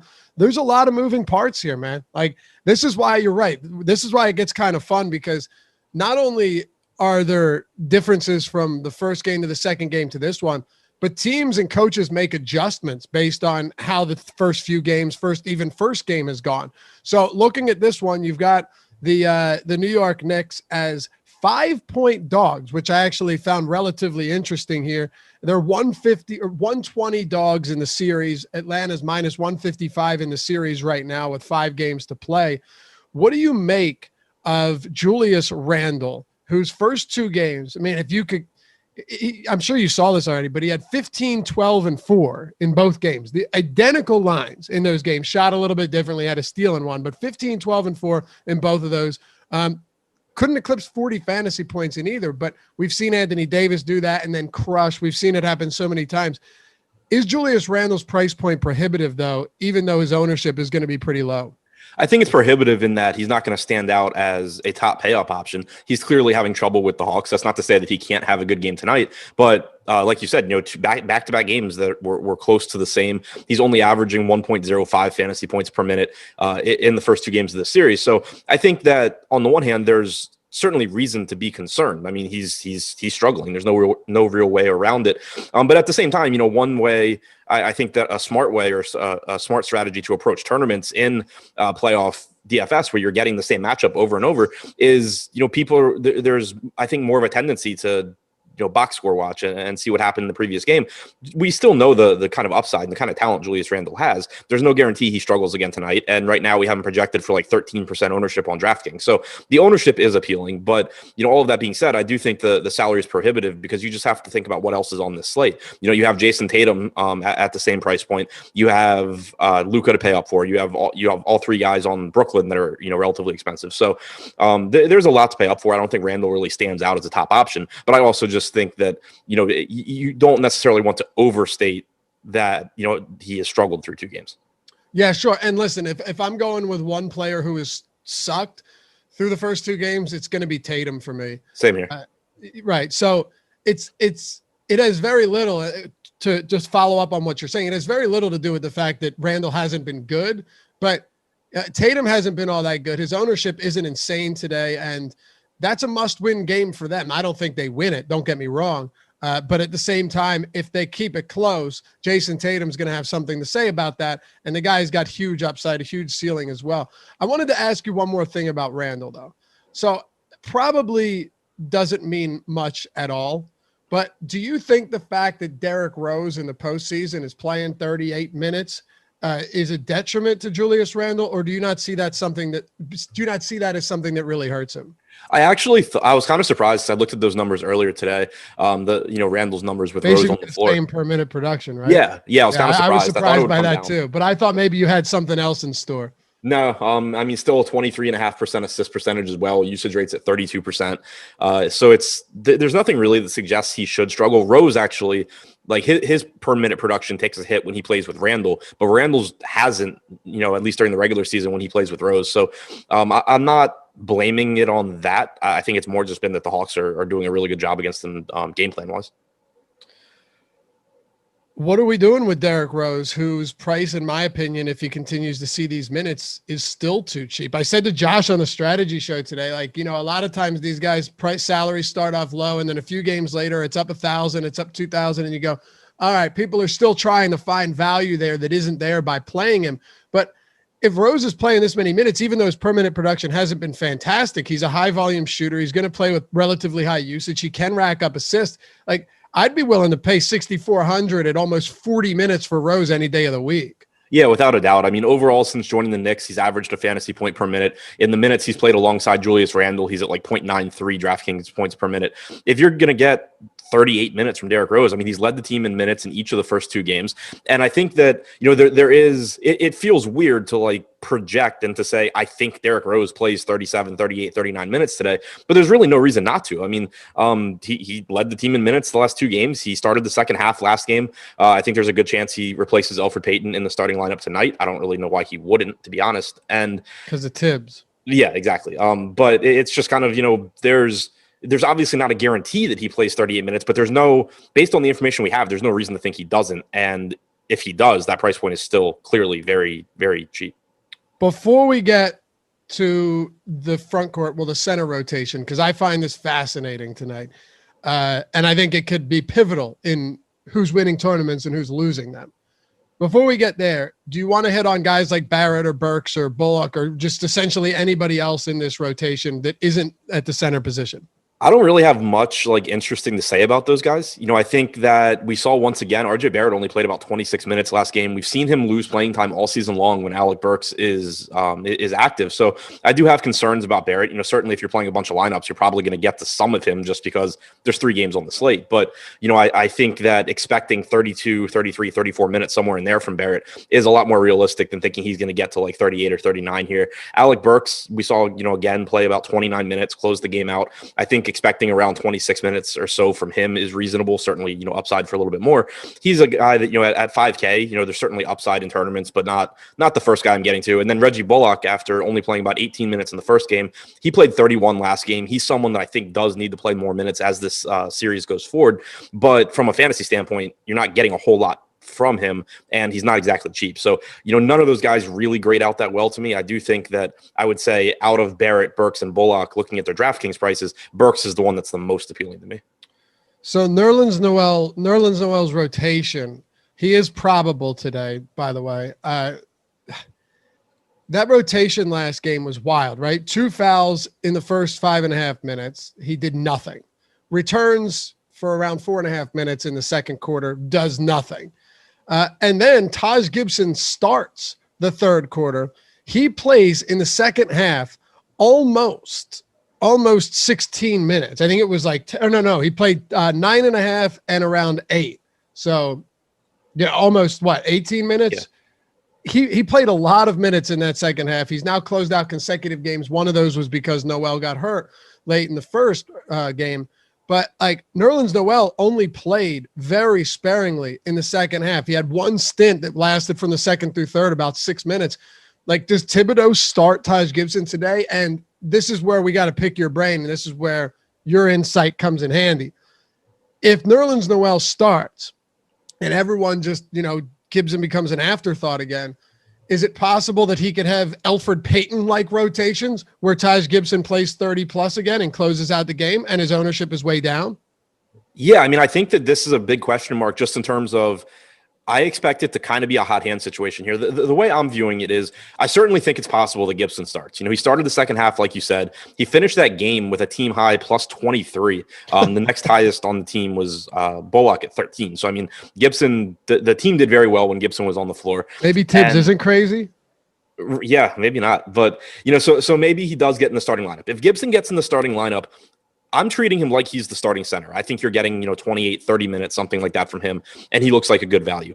Where I think it gets riskier and a lot more difficult to break down is if Nerlens Noel remains in the starting lineup. Because in that case, I think, during the regular season, Noel averaged about 27 minutes per game when he started. Gibson averaged about 21 minutes. I think that's a reasonable expectation, but I also think that you probably have a pretty short leash on Noel. Like, if he's not playing well, they're just going to go to Taj Gibson. So, I think I would adjust it a little bit more, maybe 24, 24, 25, 23 in favor of Noel, something like that. But ultimately, if Noel starts, I just think it's sort of a hot hand situation where if Noel's playing well, he'll play starter minutes. But if he's not, they're going to go to Gibson pretty quickly. So what you would see happen there is, if Gibson starts, his ownership will be high. And it should be, because he's going to be a really good value, especially. I think it'll be the highest on the slate, actually. Yeah, on DraftKings. On FanDuel. Yes, on DraftKings, right. Yeah. On FanDuel, he'd still be fine. It's a pretty weak center slate, but he's 5K at center on FanDuel. But 3,800 power forward center on DraftKings, you'd get a ton of ownership there.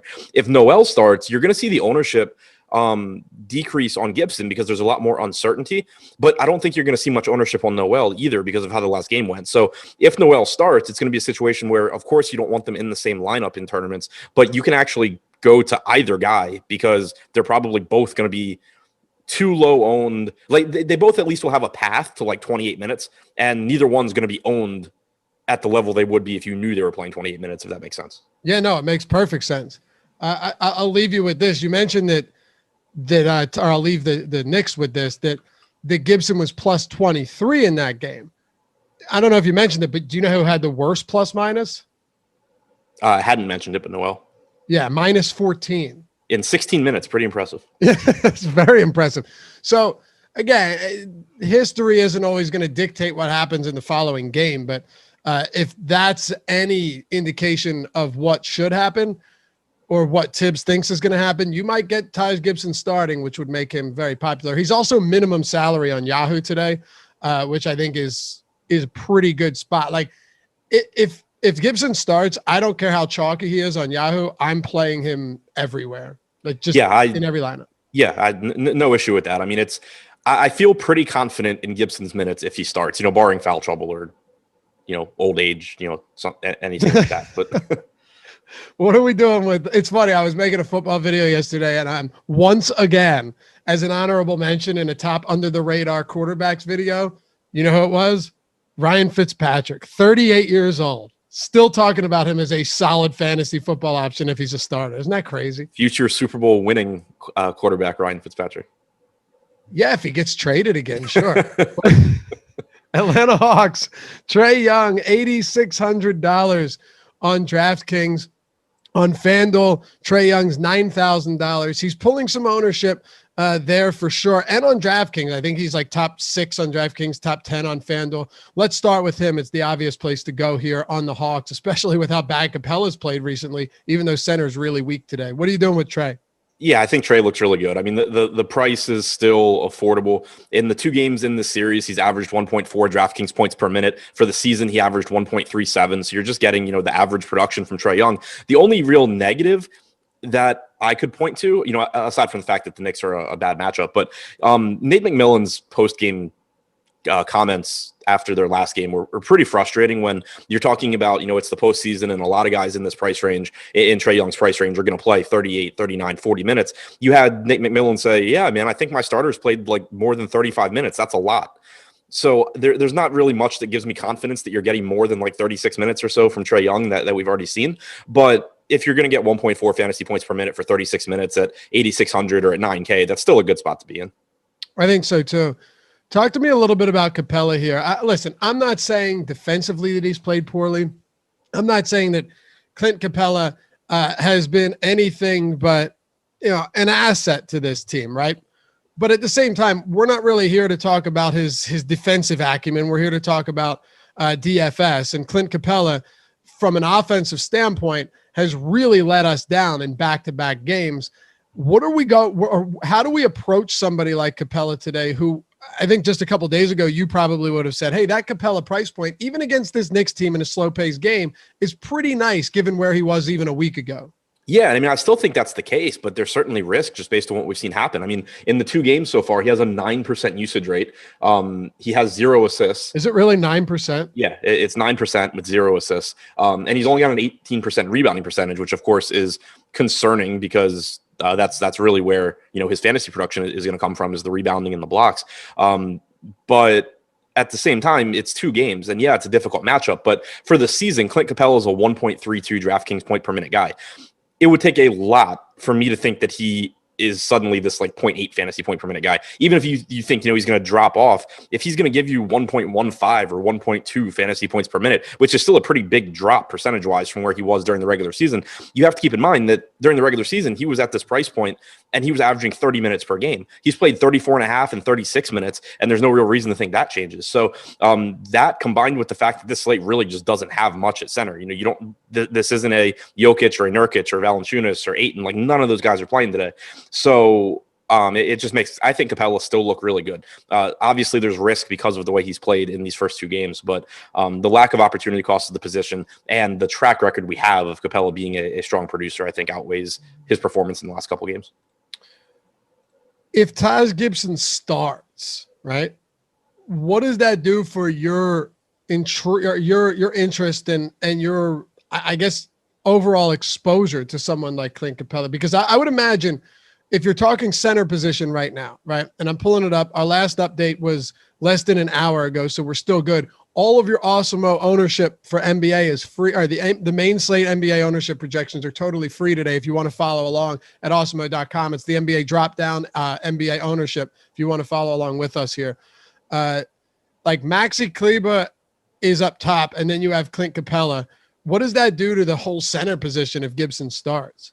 It makes it so, and I don't think you were asking this, but it doesn't change my opinion on Capela himself. But it just, I was asking that as well. Okay, yeah. So yeah, I mean, Noel versus Gibson, I'm not really I don't really care. But as far as the exposure to Capela, if Gibson starts, it's going to kind of naturally pull down his ownership and my exposures to him.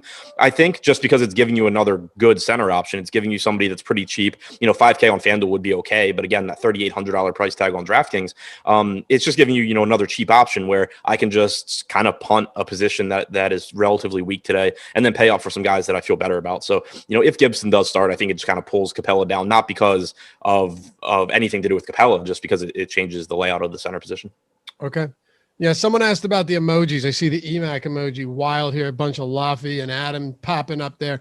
If you're wondering where them and the badges come from, that little join button down below the share and the thumbs up and all that next to the subscribe, hit that if you want to join. It's $2.99. You get that. And we've been working a lot thinking about ways that, we can really add some additional perks to this as well. For those of you that have been part of the community and that will become part of the YouTube community, all of that stuff without in any way taking away from anyone that's an actual Awesemo sub. That's why it's been tough, because, you don't want to be that guy, and that'd be messed up. So we're not going to do that. But hit that join button. I'll be sure to shout you out as well once we see that pop up on the screen if you want to become part of the YouTube community here.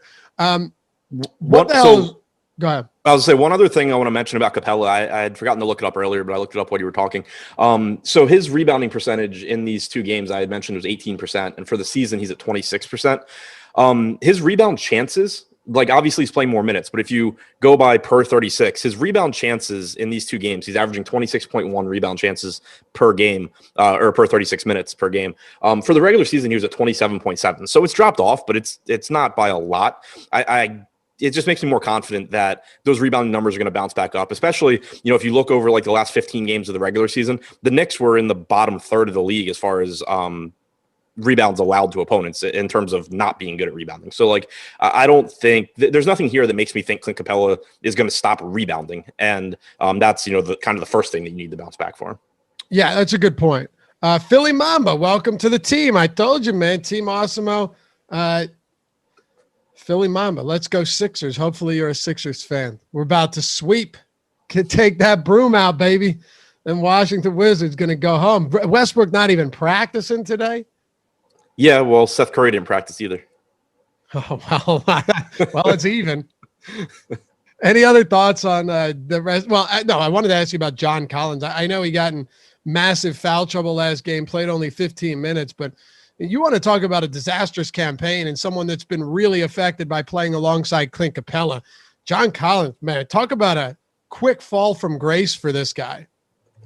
Yeah, but I think he's actually one of my favorites, kind of a strong word here, but I'll say favorite tournament options as far as ownership and price and everything. I think you're going to see some recency bias here because, he did play 15 minutes last game because of foul trouble, but he played 35 minutes in the series opener. And Collins, just like Capela, is someone that during the regular season averaged around 30 minutes per game, 1.08 DraftKings points per minute. He's priced to play 30 minutes or so. If he's not in foul trouble, I expect you're getting around 35 minutes again. And, he's over a fantasy point per minute guy. So it's not a favorite play in terms of man, I can't believe – I understand why John Collins is projected for low ownership. I understand that there's plenty of other options. You don't have to go to John Collins, but I do think that kind of if he had a big game last game, his ownership would just be higher. But I think recency bias is going to push it down a little bit. I think he's got a very high ceiling for a $6,500 or $6,600 price tag. Anything else for Atlanta? Okay, so Gallinari, I think. He played 30 minutes last game. He's someone that I've mentioned before that if he's playing well, I think you see him play more minutes, especially if the Hawks are playing from behind. But I think it is important to point out that he benefited from John Collins' foul trouble. Yeah. So, don't necessarily expect another 30 minutes from Gallinari. And then the other thing I'd go to is Deandre Hunter. I actually really like here. Me too. 4K on DraftKings, 4,700 on FanDuel. He only played 22 minutes in the opener, but then he played 32 minutes in the second game. And the reason that's important is Hunter dealt with a bunch of injuries all season long. He only played 23 games in the regular season, and he missed a lot. He missed most of the last couple months of the season. So him getting up to 32 minutes shows that, he's conditioned. He's allowed to play more than 30 minutes. I don't anticipate him going back to playing 22 minutes. He's an important part of this Hawks team. He's a very strong defender. And for the season, he averaged 0.9 DraftKings points per minute. So if you're going to get around 32 minutes from Deandre Hunter at 4K or at 4,700, I think he looks really good. I like Hunter a lot today at that price point as well. It's funny because he had all of those free throws, and I mentioned it to Josh today. I was like, man, I never took him for someone that, you know, drives to the rack at a high clip, because a lot of times when you look at free throws, you're talking post-ups, talking about guys getting to the basket, getting fouled. Do you know how many times he drove to the rim in that game, last game? A lot.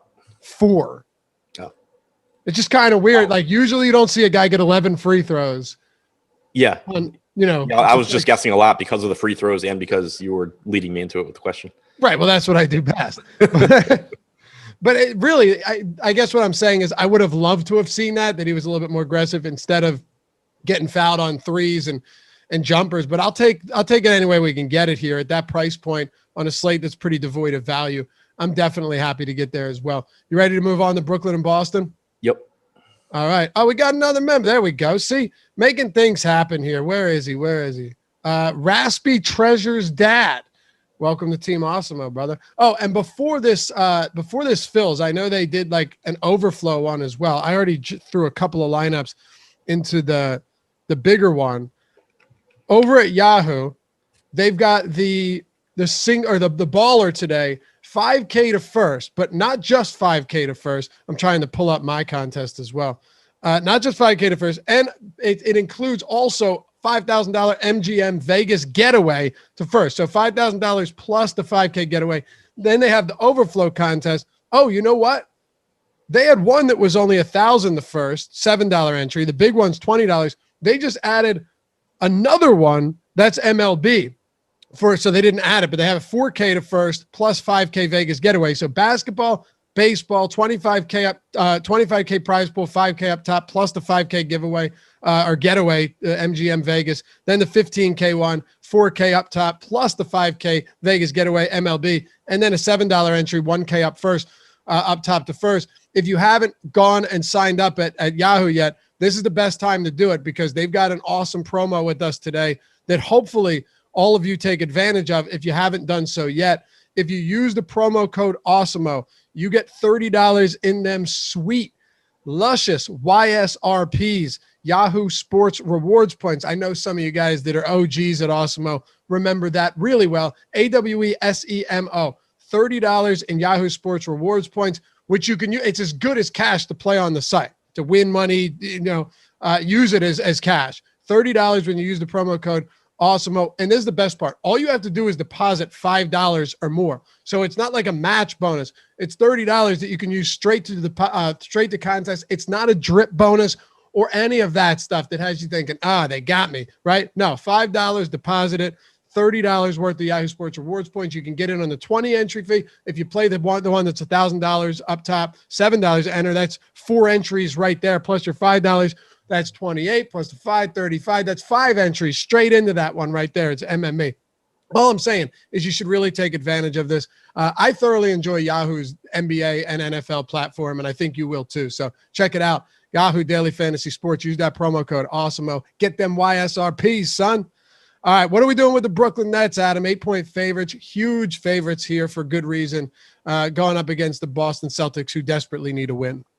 Yeah, it's kind of weird because I think it's hard to really like much from the Nets, even though they have the highest implied total on the slate. They're in a good spot. The problem kind of just comes down to the pricing and the fact that all 3 of their main guys are healthy. So I think all 3 of Harden, Durant, Irving, certainly have upside in tournaments. Like there's no reason to be avoiding them there. But when you look at them individually and you try and think about prioritizing them over other players at their price points, you have James Harden, who has a 25% usage rate in the 2 postseason games so far. In all the games, the 10 games he's played with Irving and Durant, including the regular season, he has a 20% usage rate. I'm assuming that he stabilizes more in that 25 to 26% range. Assist percentage between 35 and 40% is good. So Harden looks really good, but at the same time, you have like Luka Doncic at a similar price point who isn't sharing the ball with Kevin Durant and Kyrie Irving.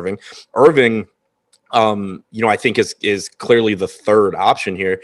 He's the least expensive of the group, but he's still not really cheap. Do you want to go to Kyrie Irving or Trey Young? I have a hard time going to Irving over Young if you're just talking, 50-50 like chances of success, probably likelihood of success. I think Young comes out ahead there. Irving in the games he's played with Durant and Harden has only averaged 1.1 DraftKings points per minute this year. So that kind of pushes him into, tournament only territory for me.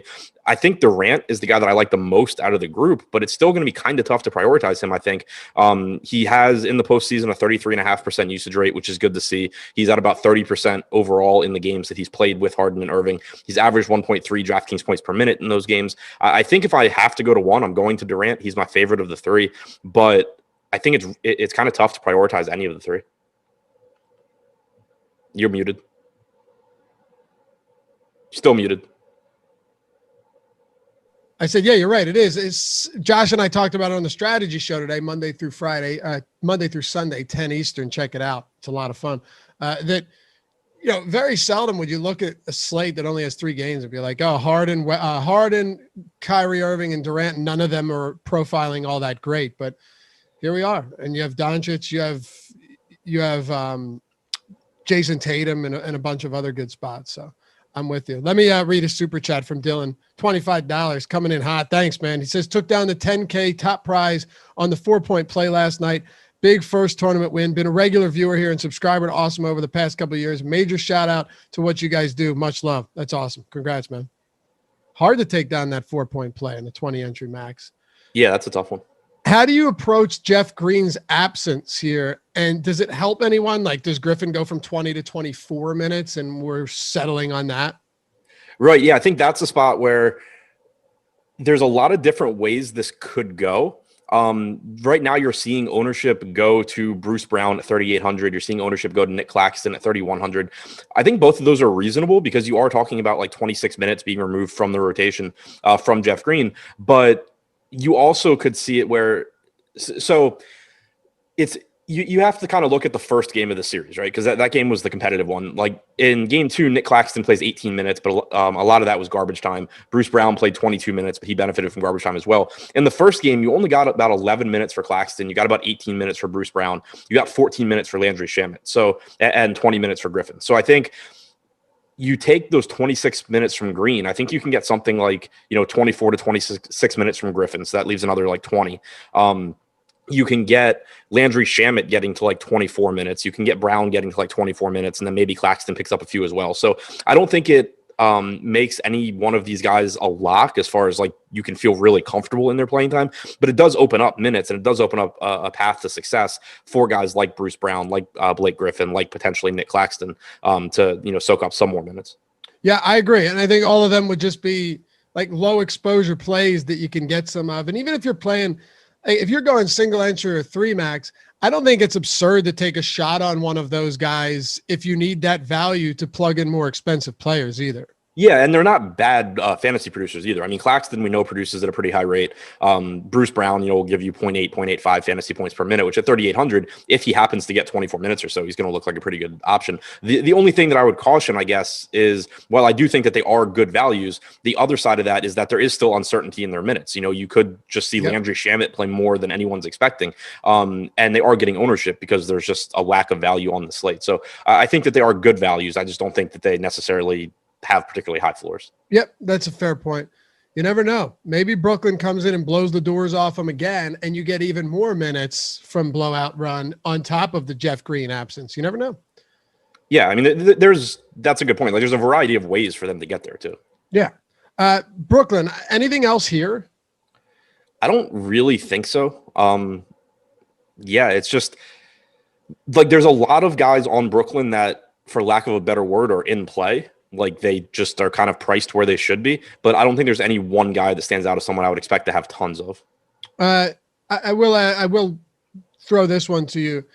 Any other thoughts on Joe Harris? We had a couple questions in chat about him. He should play 36 to 38 minutes, but it's just kind of, it's Joe Harris. So you're getting like 0.8 fantasy points per minute, 0.75 fantasy points per minute over 36 minutes. He's okay. He's comparable to like Alec Burks, I think. All right. And Theodore Parsons says, how much confidence y'all have in Maxi Kleber if he plays? Oh, we will get there, sir. Don't you worry. But first, Boston, the Celtics 8-point dogs They need a win, man. Like, they desperately need a win. It doesn't matter, but I'm just talking about from their perspective. They need a win. 227 total here, easily the highest on the slate. Kemba Walker, who was questionable earlier in the day, is active for this one. But I think we have to start with Jason Tatum. Adam, he has not played well. He got poked in the eye by Durant in a game that was already over by the time it happened, only played 21 minutes. He shot 9 for 32 through his first 2 games. Not pretty. He needs a rebound performance here. We've seen him do it once. We've seen him do it a million times where he shoots like shit for 7 straight games and then comes out with an 80 point, 70 fantasy point game. So I have no concerns whatsoever with what he's done in the first 2 games. We know what he can do, and that's what I'm riding on tonight. Yeah, same boat for me. I mean, he has a 41% true shooting percentage through the first 2 games of this series. The thing that it's important to me is that he has about a 30% usage rate in those games. In the games he played during the regular season without Jaylen Brown and with Kemba, he had about a 30% usage rate. So that's about the same. The assist percentage is slightly lower. The rebounding percentage is down. But again, you're just talking about 2 games. There's no real reason for me to think those numbers don't bounce back up. For the season, he's averaged 1.3 Draftkings points per minute in those games without Brown and with Kemba. So there's no real reason at this point for me to think that we should be viewing Tatum any differently. He's just not shooting well. He played 41 minutes in the first game. If this game's competitive, I expect to get 40 plus again from Tatum. And, again, I think he's the preferable option to Randall in that price range. And I think Tatum, the upside that you're getting from Tatum. Yep. Oh, man, 14% likes to viewer ratio. Let's bump that up to at least 20. We got 207 likes, almost 40 minutes into the show, almost 1,500 people watching. I'm going to put in some work, fellas. Let's get that up a little bit here at least. Save me the shame when I go downstairs after this show. What are you doing with Kemba Walker? What are you doing with Evan Fournier, Marcus Smart? And then we can get to the center rotation between Williams and Thompson.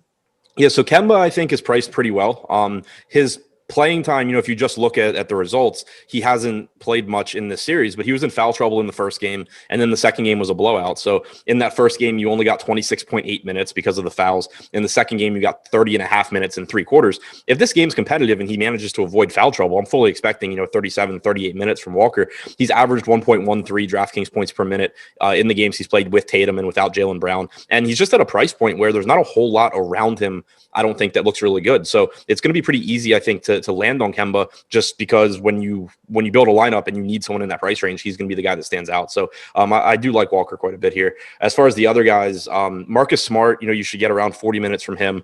He's around a 0.9 fantasy point per minute guy. Just kind of a price point where I don't love Marcus Smart, but I think he's going to be kind of a useful guy to use, especially in your more balanced builds.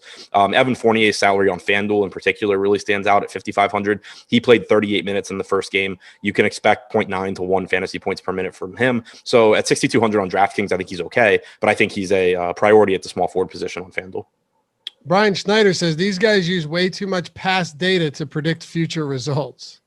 I too prefer to use the future data to predict the future. I mean, come on, man. Come on, Brian. You have to. In all seriousness, what else do you use? Gut feel and little elbow grease? The small inheritance from my grandpa. What's he saying? Small inheritance from my grandpappy. You don't even know what I'm talking about. I have absolutely no idea what you're talking about. Have you never seen Dodgeball? Yeah, I've seen Dodgeball. I just don't remember. Man. I just don't remember quotes. Someone will remember that. Where he's talking about how he got Globo Gym. Whatever. Can never trust you to come in with and understand any of the movie quotes. One day. Yeah, the only thing you can count on is that I will not know what you're talking about. Robert Williams and Tristan Thompson, just to put a bow on this Boston team, and then we'll have plenty of time to break down this Clippers and Dallas squad. And then if you want to get to anything else from Boston, that's fine as well. We can do that first. So the center. Go ahead. I'm expecting pretty close to an even split between Williams and Thompson. In the first game, you got about 24 and a half minutes from Thompson. You got almost 23 minutes from Robert Williams. In the second game, it was 24 and a half minutes for Thompson, 16 for Williams, but Williams missed that fourth quarter stint. He played about 11 minutes in the first half, closed the first half. So he's closed every half of this series so far, aside from garbage time in the fourth quarter of game 2. So I think you probably get something like a 25-23 or 26-22 split in favor of Thompson. But I also think that if one of these guys is playing well, they're going to get a few more minutes. So while Thompson's playing time is, I guess, a little bit safer since he is the starter and he's going to be the first one on the floor, Williams just outproduces Thompson from a fantasy standpoint. 1.27 DraftKings points per minute this year to only 0.89 for Tristan Thompson. So, I think that Williams has the higher ceiling and their playing time is most likely going to be close enough where I just give the edge to Williams. Josh England says tarot cards and placement of the stars in the sky. That was solid. Anything else for the C's? Not really. I mean, I guess it's worth mentioning that Jabari Parker is 3,300 and he's in the rotation, but in the competitive game, in game 1, he played 21 and a half minutes. Last game, though, he did not play at all in the second half.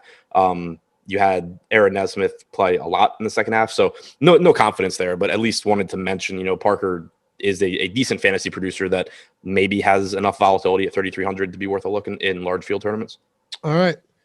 Well, we got 2 down, 1 to go, 18 minutes left, and coming up immediately after us, it's the Live Before Lock show. They're going till 7:30 too, because Yahoo's running those 2 awesome contests tonight, and they're going to talk Yahoo for 30 minutes following Lock.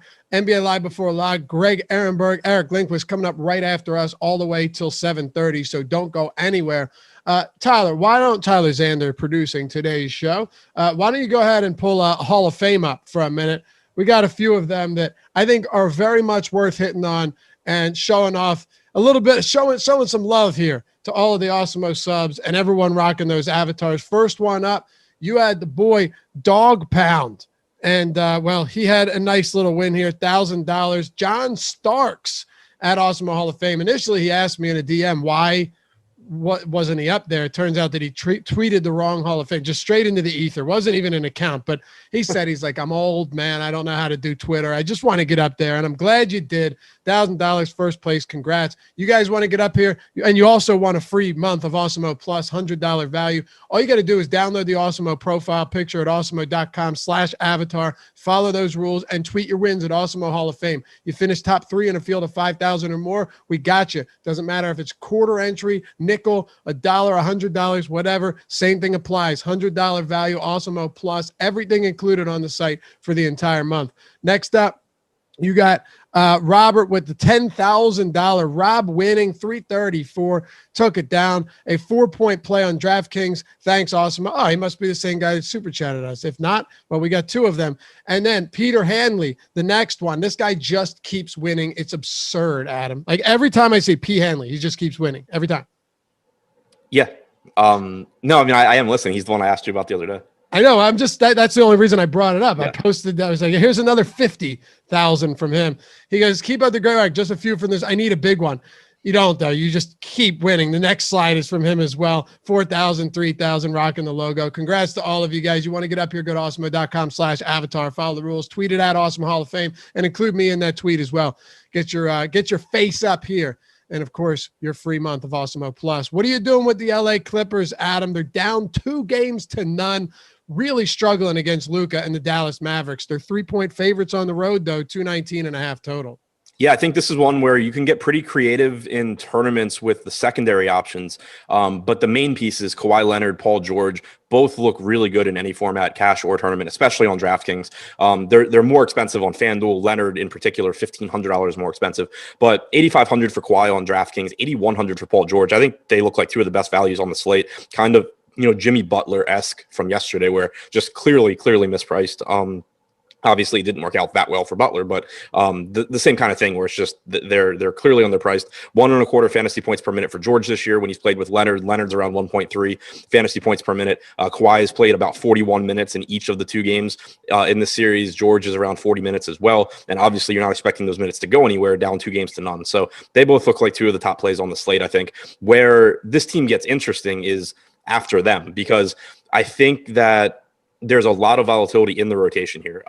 The center position has been really weak for the Clippers so far. They asked Tyronn Lue after the last game. In game 2, Terrence Mann played the final 15 minutes of the game. They asked him after the game if he thought Mann needed more minutes, and he said yes. it's coach speak. I don't want to read too much into it, but there's certainly the potential for Terrence Mann to join the rotation tonight, in place of Ibaka, maybe taking some minutes from Zubats. Maybe you get around 18 minutes from a $3,200 man, which in larger field tournaments could be useful. But you also, you had Reggie Jackson play 30 minutes last game. He's only 3,900 on DraftKings. I think that looks like a good value. He played 21 minutes in the first game. You probably only need 24, 25 minutes from him at 3,900 to be happy with what you get. So I think he looks like a pretty good value. You can certainly in tournaments roll the dice on Rondo. I would just say that it's important to pay attention to your groupings here, because like in the closing lineup, you're going to have Kawhi, you're going to have George, you're going to have, most likely you're going to have Marcus Morris. So I don't really want more than one. I don't think of Jackson, Rondo, Mann, Beverly. Definitely wouldn't want more than two, but probably wouldn't want more than one. And I would throw Zubats in there too, because I think like if Zubats does play upper 20s again, he's a good value at 4,100. The problem is just I'm concerned about his minutes. I think that he's going to lose them to smaller lineups, but that's certainly not a guarantee. So the point being that like of these cheap guys, there's probably one or two that are going to do well. It's just sort of, it depends, how they play and how the minutes are set up. The guy that I would say I feel the most comfortable with looking at their DraftKings prices is Reggie Jackson at 3,900 out of those secondary guys. Okay, yeah, that's where I was going to next with this. Of the backcourt, where the minutes what the minutes distribution is going to look like. Oh, and Serge Ibaka's out, by the way. With the minutes distribution here, do you think in a game where when you talk about must win, it's a lot more than Boston, because in Boston we know how that series is going to end. Like the Clippers losing this series in the first round would not be good for them at all. I mean, like, do you just blow it up after that? Seriously, I don't know. Yeah, I mean, there's definitely, you're right. It's like the Celtics coming in. It's just like the Wizards going into the Philly series. If they somehow made it competitive, then cool, but not expected to happen. I mean, this is one where it's a big deal if the Clippers lose this. No question. Yeah, it's like if you go down 0-3 as Washington or Boston, if you go down 0-2, it's a must win for game 3, but it's only a must win to keep you from being out of the playoffs. With the Clippers, it's a must win to keep you from being out of every single headline in sports media for a week, Right. So that's kind of where we're at here. One follow-up on Rondo. How many minutes do you think we could get from him tonight? What do you think his minutes upside is tonight? So he played 24 minutes in game 1. I would say 24 to 26 is the upside. I guess maybe you could get more, but realistically, I would say 24 to 26. I'd project like 20 to 22 on average. Okay. And how much do you anticipate having a Rondo tonight? Well, he won't be in my cash lineup, which is all that I'm playing. So, but I think that like if I were playing 150 lineups, I would just be mixing in, Jackson, Rondo, a little bit of Mann, a little bit of Beverly, just expecting one of those guys to be to outperform their salary tonight. All right. Would you say last thing on the Clippers here, or at least on the cheap guys, would you say any of the discounted options for the Clippers are top values on the slate? No. Like I do like Reggie Jackson on DraftKings at 3,900, but I don't really think he's going to be like, I don't think he's a priority as far as, building lineups. Like I would expect to just like take a $3,100 Claxton instead, in like my first lineup or something like that. What about Zubats with Serge out? I know Ibaka hasn't played many minutes at all, but like, do those additional handful of minutes that you're voiding here make enough of an impact for Zubats? So I don't think Ibaka makes a big impact here because, like you said, he wasn't really playing much anyway. The thing with Zubats is I don't feel good about his minutes here. Like I said, I think they're going to play some smaller lineups. I think you're going to see Zubats lose minutes, but he's also 4,100 and getting 9% ownership on DraftKings. Like this is not just because I think that's going to happen. It's not like I'm 99% certain it's going to happen or something like that. You could very easily, especially if he's playing well, or like during the regular season, there was specifically a game where Tyronn Lue said that he was going to have Zubats on the floor for every minute that Luka was on the floor. We haven't seen that during the series, but it's certainly something where I could just be wrong and Zubats plays more. And one thing about tournaments is you're trying to kind of take advantage. It's not so much about you always being right or trying to be right. You're trying to take advantage of when the field is wrong. And when you look at Zubats, even though, again, I don't think he plays a ton of minutes, I don't think he ends up being a great play all that often. He's only 9% owned, and it's not hard to see how he ends up being a really good play. Okay. Like it would involve me being wrong, but it's still very easy to see how that happens. Yeah, for sure. That's why I wanted to follow up on someone like him, because is Zubats a spectacular player? No, but he's right around the 1 fantasy point per minute guy on the season. Yeah, and I mean, he played 21.9 minutes in the second game. He played 19.4 in the first game. You have the coach speak about man getting more minutes, and you saw in game 2 them run some smaller lineups. So again, it's like I don't think if I have to just guess, does Zubats go over or under 23 minutes? I would take the under, but it wouldn't be the first time a coach has just blatantly lied, and he could just be sitting there saying, "Okay, we're going to play Zubats even more," even though he's been incredibly bad. Yep. I think I mentioned it earlier, but since we got like 1,700 people watching right now, we put premium content in front of the paywall each day. We rotate it. You hear us talking about ownership projections. All of our main slate ownership projections for NBA are totally free today. The MLB top pitchers tool and the NHL main slate ownership projections free in front of paywall. You don't need a sub. You want to go over there and check it out. If you want to see everything else we have, go to awesemo.com/join. All the tools built by the #1 ranked DFS player in the world and used by him, Alex Baker, Awesemo himself. That's all I need to say. So I just went back and looked to make sure that my recollection was right about Zubats. He played against Luka 3 times in the regular season. He played 35 minutes, and 16 minutes. In the game where he played 16 minutes, he was a -33. In the game, in one of the 35-minute games, he was +9, and in the other, he was -15. So again, it just goes back to he struggles in this matchup, and he has struggled in the postseason. But it certainly wouldn't be the first time that we saw Lou just decide to play him more minutes here. For sure. Ghetto Farmer Boy, premium sub in Slack chat says, thoughts on the narrative for this tournament play? Noah Bakken, Zubats and Morris have been crap, so Ty Lue throws out Cousins and sees how he does. Would you play him if he got 16, 18 minutes? Well, that's a 2-part question, Adam. If Cousins got 16 to 18 minutes on this slate, I'm assuming he's minimum salary. I haven't even looked. I'd play him everywhere. Seriously, he is. He's minimum salary. I'd play Cousins everywhere at 18 minutes. Do I think that is going to happen? No, I think it's very, very unlikely to nearly impossible. What do you think? Same answers for me. If I somehow knew, if I'm using that future data to predict the future, and I know that that Cousins is going to play 18 minutes, I'd just play him everywhere. But there's a couple reasons I don't think that happens. For one, I don't think he's serving any purpose here. But also, I mean, in game 1, you got 12, 13 minutes from Ibaka. So even if you just gave all of Ibaka's minutes to Cousins, that's still 12 or 13 minutes. But also, I just think based on the rotations they ran last game, you're going to see some smaller lineups here. I think it's more likely that Zubats plays. So I think the most likely, again, is that they play smaller lineups. But between if they don't play smaller lineups, I think it's more likely that you just get a bunch of Zubats than that DeMarcus Cousins comes back and plays like 20 minutes or something. Yep. And then one more. Listen, if you're a premium sub, we're going to get to your questions. Also, if you're in a YouTube chat as a member with the badge, I'll get your questions as good as I can every day. Quickly, Luka and Paul George or Kawhi and Kemba, which should I have? What combo should I have more of on FanDuel? Ask Dog Pound STL. Luka and PG or Kawhi and Kemba?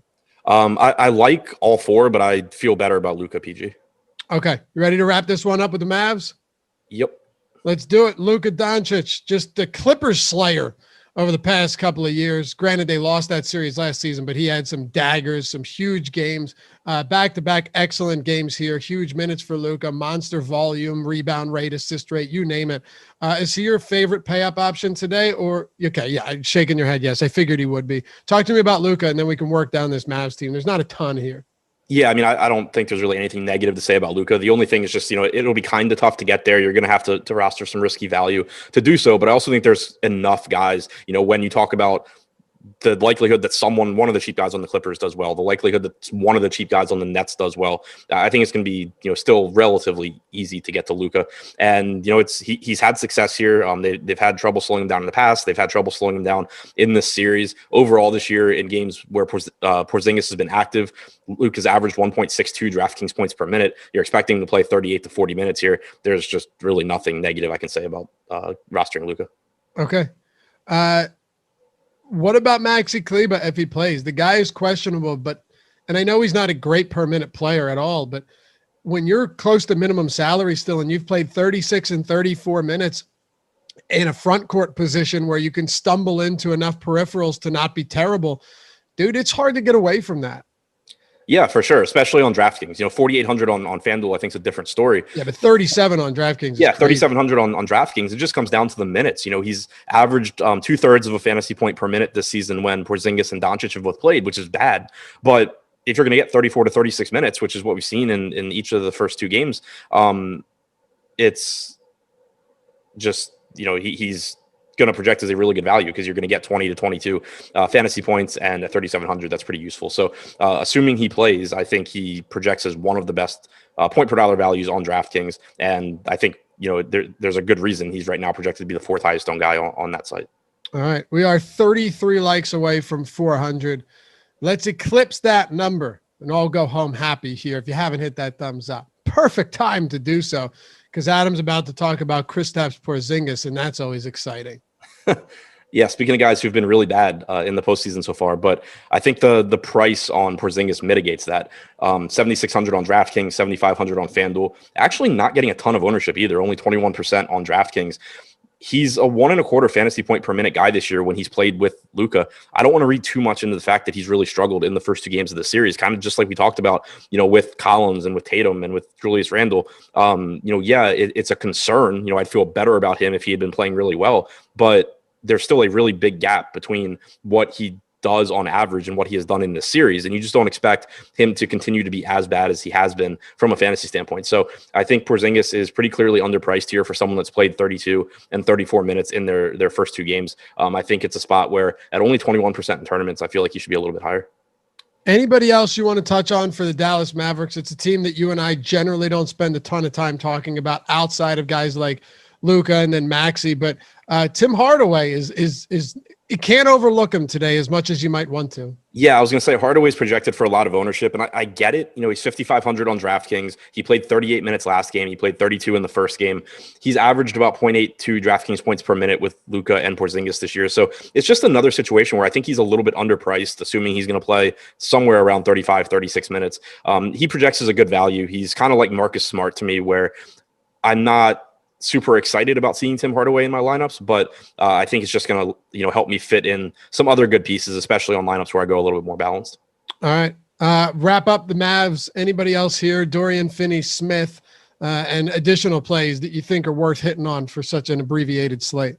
No, I think that's about it. Finney-Smith should play enough minutes that he has a path to success, but he's not a very good fantasy producer. I'd rather go to Hardaway than Finney-Smith.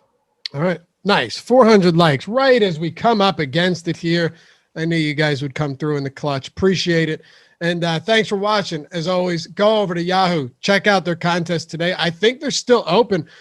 They made a wise move and made more entries this time than last time because that shit filled by like 4 o'clock and I couldn't even talk about it.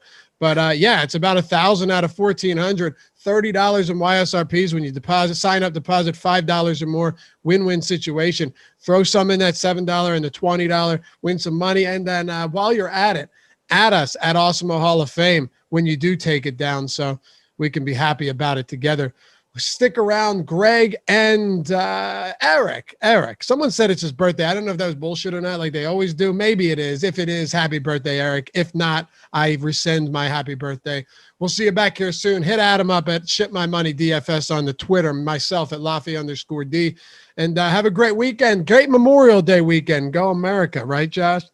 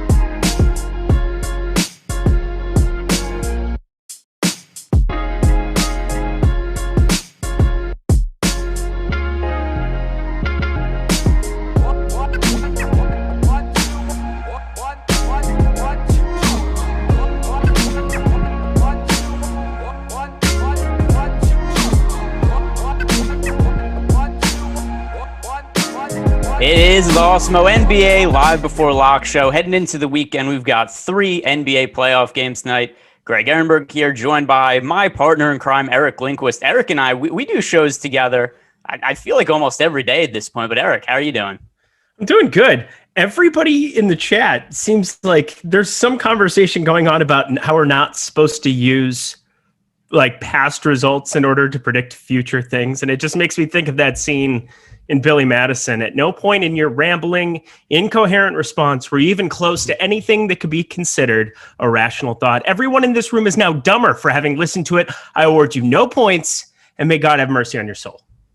Where is this coming from? I'm just going through the chat now. I just opened it up, so I'm kind of what's the give me the brief synopsis. What's the debate? Is that it? I don't know. There's a human being. I don't want to just like call him out or give him the love and attention that he might deserve or want, that he might crave. I don't know. But he basically said on the previous show that like you shouldn't be using past results in order to go forward and make guesses. You should just guess randomly. I have no idea. It honestly is so that I don't even understand.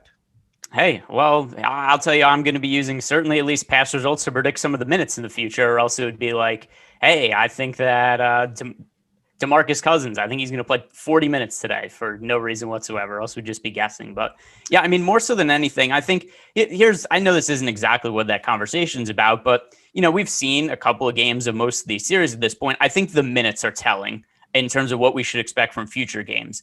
Do you think that any of the performances we've seen from the first couple of games, does that alter how you look at any of these players for game 3s? I hope not, because otherwise I would roster 0 Celtics. I think that's kind of where I'm at in my life. You got to be able to look at everything from the lens of we have an idea of what these rotations should look like. We don't know what the game flow is going to look like. We don't know, if the Nets go out and go up 25, you could get anywhere from 13 to 25 minutes from somebody like Landry Shamet, who I'm just basically picking somebody out of a hat there. It's like he sprained his ankle, I guess, in practice the day before, 13 minutes. And then it was like 25 he ended up playing. And I don't know, maybe he's healthier. Maybe he can like play 26, 28 anyways. But I think that there is something to be said about just predicting and having your lineups tell a story more so on a 3-game slate rather than just jamming in the best values, because they're just so much more chalky and exponentially more popular because we have less options. Yeah, and I'll say from the first 2 games of the series, there's not anything, though, that I would have seen that doesn't already exist in the data we already have on hand. So Knicks-Hawks, the game's probably going to be low scoring. I know that because not only have the first couple games been relatively low scoring, but the Knicks played in a lot of low scoring games in the regular season. And getting back to also some of the other Knicks guys, something that's been an overarching issue with me paying up for somebody like Julius Randle, for instance, in the first couple games of the playoffs, is when you look at guys that we have to pay up for on the slate, whether it be Luka Doncic, Paul George, Kawhi Leonard, all these guys are going from playing mid to low 30s to upwards of 40 minutes in the playoffs. Somebody like Julius Randle is going from playing 40 minutes to, well, actually, oddly, Thibodeau's all of a sudden decided he's playing his starters less. But there's no minutes, there's no increased minutes that you're getting out of Julius Randle. They're getting out of these other guys. And a lot of these guys are still generally priced around where they were in the regular season. So it's not something where I'm looking at what happened in the last couple of games and saying like, hey, I'm going to predict their performance based on what happened. But I think there are some results fantasy wise that really stem from the minutes played. That's going to continue going forward. Somebody said also, we are all guessing. Okay. That's kind of correct in a way. Like, I think Cameron Payne the other night, that was a guess that Chris Paul was so much more hurt than he let on. But that was also just based in what Cameron Payne's ownership was. Because if it had been what it was yesterday, you're looking at a completely different play because he's already popular. And tripled, quadrupled the ownership he had of game 2.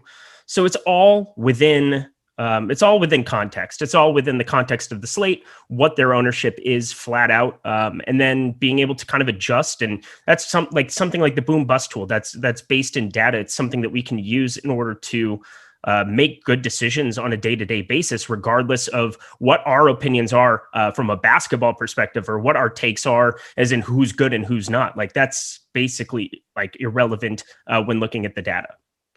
All right, so let's start talking about some of these games, and also I haven't mentioned, I would be remiss if I didn't bring up that today's show is sponsored by Yahoo. And guys, we have another special Yahoo DFS deal here.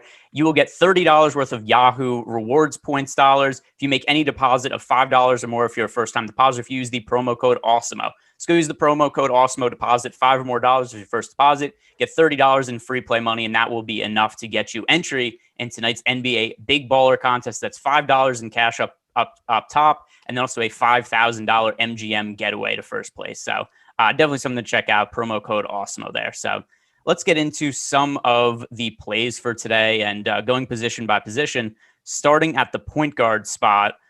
Somebody who stands out to me a lot here, I think kind of by necessity, Derrick Rose. We saw him move into the Knicks starting lineup last game, played 39 minutes. The game before for the Knicks, he played 38 minutes. So Derrick Rose is going to be very popular, but we talk about what we've seen in terms of results from the first couple games of this series. The thing that's really important here is that Derrick Rose is playing as many minutes as anybody on the Knicks, and more minutes than I thought he was capable of playing at this point in his career, to be frank. 38 minutes, 39 minutes for Derrick Rose, not something I thought he was capable of handling. Apparently is, though, and he's somebody who's been a good fantasy producer really all year when he's been on the court. So what do you make of a chalky Derrick Rose tonight? I think you just play him. He's probably, I think, out of the chalkier plays, like if we're just sorting by ownership over on DraftKings here on the last run, he's coming in with the most ownership out of anybody, basically on, it's out of that entire game. He's the guy that I want the most. I can't really get away from playing him a bunch in tournaments, a bunch. You should be the first guy basically into your cash games as well. Him and Kawhi and Paul George, but that's a different story. Derrick Rose, phenomenal play. I can't think of a single reason that you wouldn't be wanting a guy who's playing 38, 39 minutes, has the coach backing him, high usage, going out and scoring, a catalyst for this team. I mean, the reason you would fade is that this game got wonky one way or the other, and he actually only plays 30 minutes, but I don't see that happening.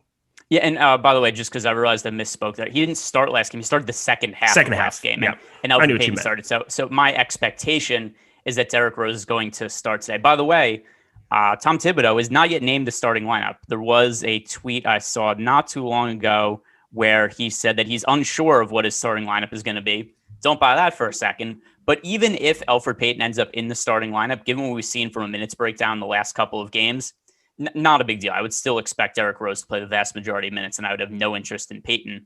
Do you feel the same way, or would you be willing to maybe play Payton in a couple of lineups as a leverage play? He's played 5 and 8 minutes in 2 games. We can move along. All right. Other point guards here in terms of a pay-up option. Luka Doncic really in a tier of his own today in terms of salary, because we have Luka Doncic on DraftKings. At least he's priced at $11,000. The only other player on the slate priced even above $10,000 is James Harden. So to me, Luka Doncic by far projects as the number one overall scoring fantasy option on the slate. The only real factor that we could make here that would say maybe to not get to a ton of Luka has less to do with him and has more to do with some of the other options on the slate, in particular the value plays. So I'm trying to prioritize Luka. I haven't projected for a lot more fantasy points than everybody else. It's a little difficult for me to get to him quite as much as I want to, just because of the lack of value that I'm confident in. So what kind of a stance are you taking on Luka today? I've been going back and forth constantly on what I want to do. It kind of depended where ownership came in at. We're basically looking at him being in a quarter of lineups. I think that that's appropriate. And so the question becomes like, what are the value pieces you want to prioritize in order to get more of him and get less of guys like Kawhi Leonard and Paul George who are in the same game? I think there's paths to playing all three. They're just not fun paths on this kind of a slate. I think you're really, really incurring some risk going that direction. But I think I'm probably going to come in a little bit over the field. And it's not even necessarily from a scoring output. He's been extremely efficient here the first 2 games, and he does kind of seem like he just kind of games up for the Clippers. Sometimes there's a team that you might just like have their number that you feel comfortable against that other players might not. I mean, he has been physical down, like he's been able to back guys down in the post. They've been switching Beverly onto him, and Beverly's just been getting torched. It's been very, very interesting to see the Clippers not really have any kind of a divisive game plan in order how to handle Luka. I've been a little bit lighter on him the last 2, just kind of expecting Kristaps Porzingis to have that game. I'm going to have over the field of Kristaps again, but I'm still think I'm going to be over the field on Luka as well. Yeah, I am slightly. The build I have right now has 34% Luka Doncic. Currently in our ownership projections, he is coming in at 26%. And Also, by the way, our ownership projections are free today on Awesemo.com. So if you want to follow along with Eric and I as we talk about some of the ownership here, go check them out. It's free. So no need to come and ask, say like, hey, what is this guy owned? What is this guy owned? You can go check it out yourself. And then as we go along, Eric and I will go over some of the plays that we think are most over or under owned. But I'm more or less in line with the field on Luka. Like I said, a little bit overweight. I would like to be heavily overweight if it wasn't for the opportunity cost. And there aren't enough cheap plays that I really feel uber confident in to where I could just go jam Luka into lineups, because I feel like that's not setting up some of the most optimal lineup builds for this slate. And I'm getting to more of Kawhi Leonard. I'm getting to more of Paul George, a little more Jason Tatum, just because those salary savings to me kind of matter for this slate. So at the point guard position, are there any value options, FanDuel or DraftKings, that really stand out to you above the other ones? I found it a pretty difficult position to find cheap value at. Yeah, if I'm going to go to any piece of value, I mean, I love Kemba Walker today. I love Luka, who I can play at small forward, fortunately, over at DraftKings. So that works out pretty well. And I can kind of bounce him around. Not that small forward is that weak with Kevin Durant, Kawhi Leonard, Evan Fournier, who else? RJ Barrett, like guys that you could be taking shots on there. But I think the point guard position is pretty straightforward out of everything else, especially over on DraftKings, where you get Derrick Rose, you can play him over at shooting guard. Trey Young is under 9K. That's just wrong. Kemba Walker, 7,300, probably one of my favorite plays of the entire day, just flat out. If I were going to take a shot on anybody down cheaper, like underneath the 5K range, Reggie Jackson doesn't sound like a lot of fun, but I think 3,900. We saw him play 30 minutes, 21 and 30. The usage has kind of been there. 12 shot attempts last game, 22.5% usage. I think that he would kind of be the guy, but the ownership's already there on him in a way, like 16%. But I think I'm going to have a little bit, be close to the field on that. Yeah, I have a little bit of exposure to Reggie Jackson, a little bit of Patrick Beverley, not a significant amount. Like you mentioned there, Reggie Jackson, his minutes were up last game, and also Patrick Beverley, he played 23 minutes last game. It's not a massive amount of playing time, but I do think that we have this kind of slate where Patrick Beverley is only 3,300. If he's going to play in the neighborhood of 23, 24 minutes, it's definitely viable that he ends up scoring 18 to 20 fantasy points at his price point on these slates at this kind of year where we're so strapped for value. That could be enough to land him in the optimal lineup. So he's somebody who, if you're playing one lineup, don't play Patrick Beverley. If you're playing three lineups, don't play Patrick Beverley. But if you're starting to play upwards of 20 lineups, putting Patrick Beverley into one or two of them, that's a type of thing that I would be comfortable with. Did you get to any of Patrick Beverley, given that you're on Reggie Jackson a little bit? I have 0%. If I were to play him anywhere, I'd take him over at FanDuel 4,100. He can actually have a stocks upside and run into that with some of those minutes, but he's just not right. It's not the Patrick Beverley that in playoff games would play 25, 30 minutes. I mean, we got him up to 23 against Dallas, but as I said, he got murdered in the pick and roll against Luka. I'm kind of worried about his minutes this time out. Reggie Jackson looked pretty good. They need a little bit more punch from guys that aren't Kawhi, that aren't Paul George. So I'm kind of making my stance prioritizing Reggie Jackson. I'm going to have 0% Patrick Beverley. All right. So moving over to the shooting guard position now. This is one where I find it pretty difficult to fill on FanDuel unless you're just going to the stone cold chalk. So Paul George picking up a whole bunch of ownership, rightfully so. We have Marcus Smart picking up a whole bunch of ownership, rightfully so, in my opinion. And then we have other guys who are picking up, some ownership in the form of James Harden around 20%, Tim Hardaway at 20%. But is there anybody on FanDuel that you see off the board as one of the shooting guard plays? I have a little bit of interest in Bruce Brown, but overall, I think the chalk plays make sense, and everybody else is kind of a dart throw. So how do you view the shooting guard position on FanDuel? If you want a guy that is kind of coming in lower owned, I mean, he's 10%. So everybody's going to be owned to a certain extent. I mean, Landry Shamet was the first guy at 3,900. I brought him up earlier, and I'll get to him in a second. But Reggie Bullock, 10% right now. I feel pretty comfortable that, 5K, that ownership won't get up there in any kind of a meaningful way. You need him to knock down shots. 4 for 7 from 3. He was 0 for 5 the first game. So that box score looks really, really fugly. But 18 minutes and 31 minutes, that is kind of the big appeal. He's just a guy who's going to be on the court for a long time, has a little bit of steals upside. That can really spike somebody's production in a 1-game sample size on FanDuel. So if I'm going to try to go a little bit cheaper, I want to get lighter on some of these mid-range guys like Tim Hardaway Jr., Marcus Smart. You got to find spots to get a little bit different. I mean, Marcus Smart, I think, is a phenomenal play. But if I'm trying to get different in that range, I think going to Bullock and then Landry Shamet down at 8% right now over on FanDuel, I think that he makes sense as somebody who could play more minutes than what we think. So 14 minutes, he was coming off a sprained ankle that happened in practice. This isn't like somebody that is going to get the notoriety for being hurt or like it's not something that's been discussed that much. But then we saw 25 minutes and he didn't even close the game. So it wasn't like he played immense garbage time. Like he played the beginning of that fourth quarter, but I could see him seeing a spike. Like Jeff Green, those minutes are going to get rotated around some different places. Kevin Durant could end up playing some 4.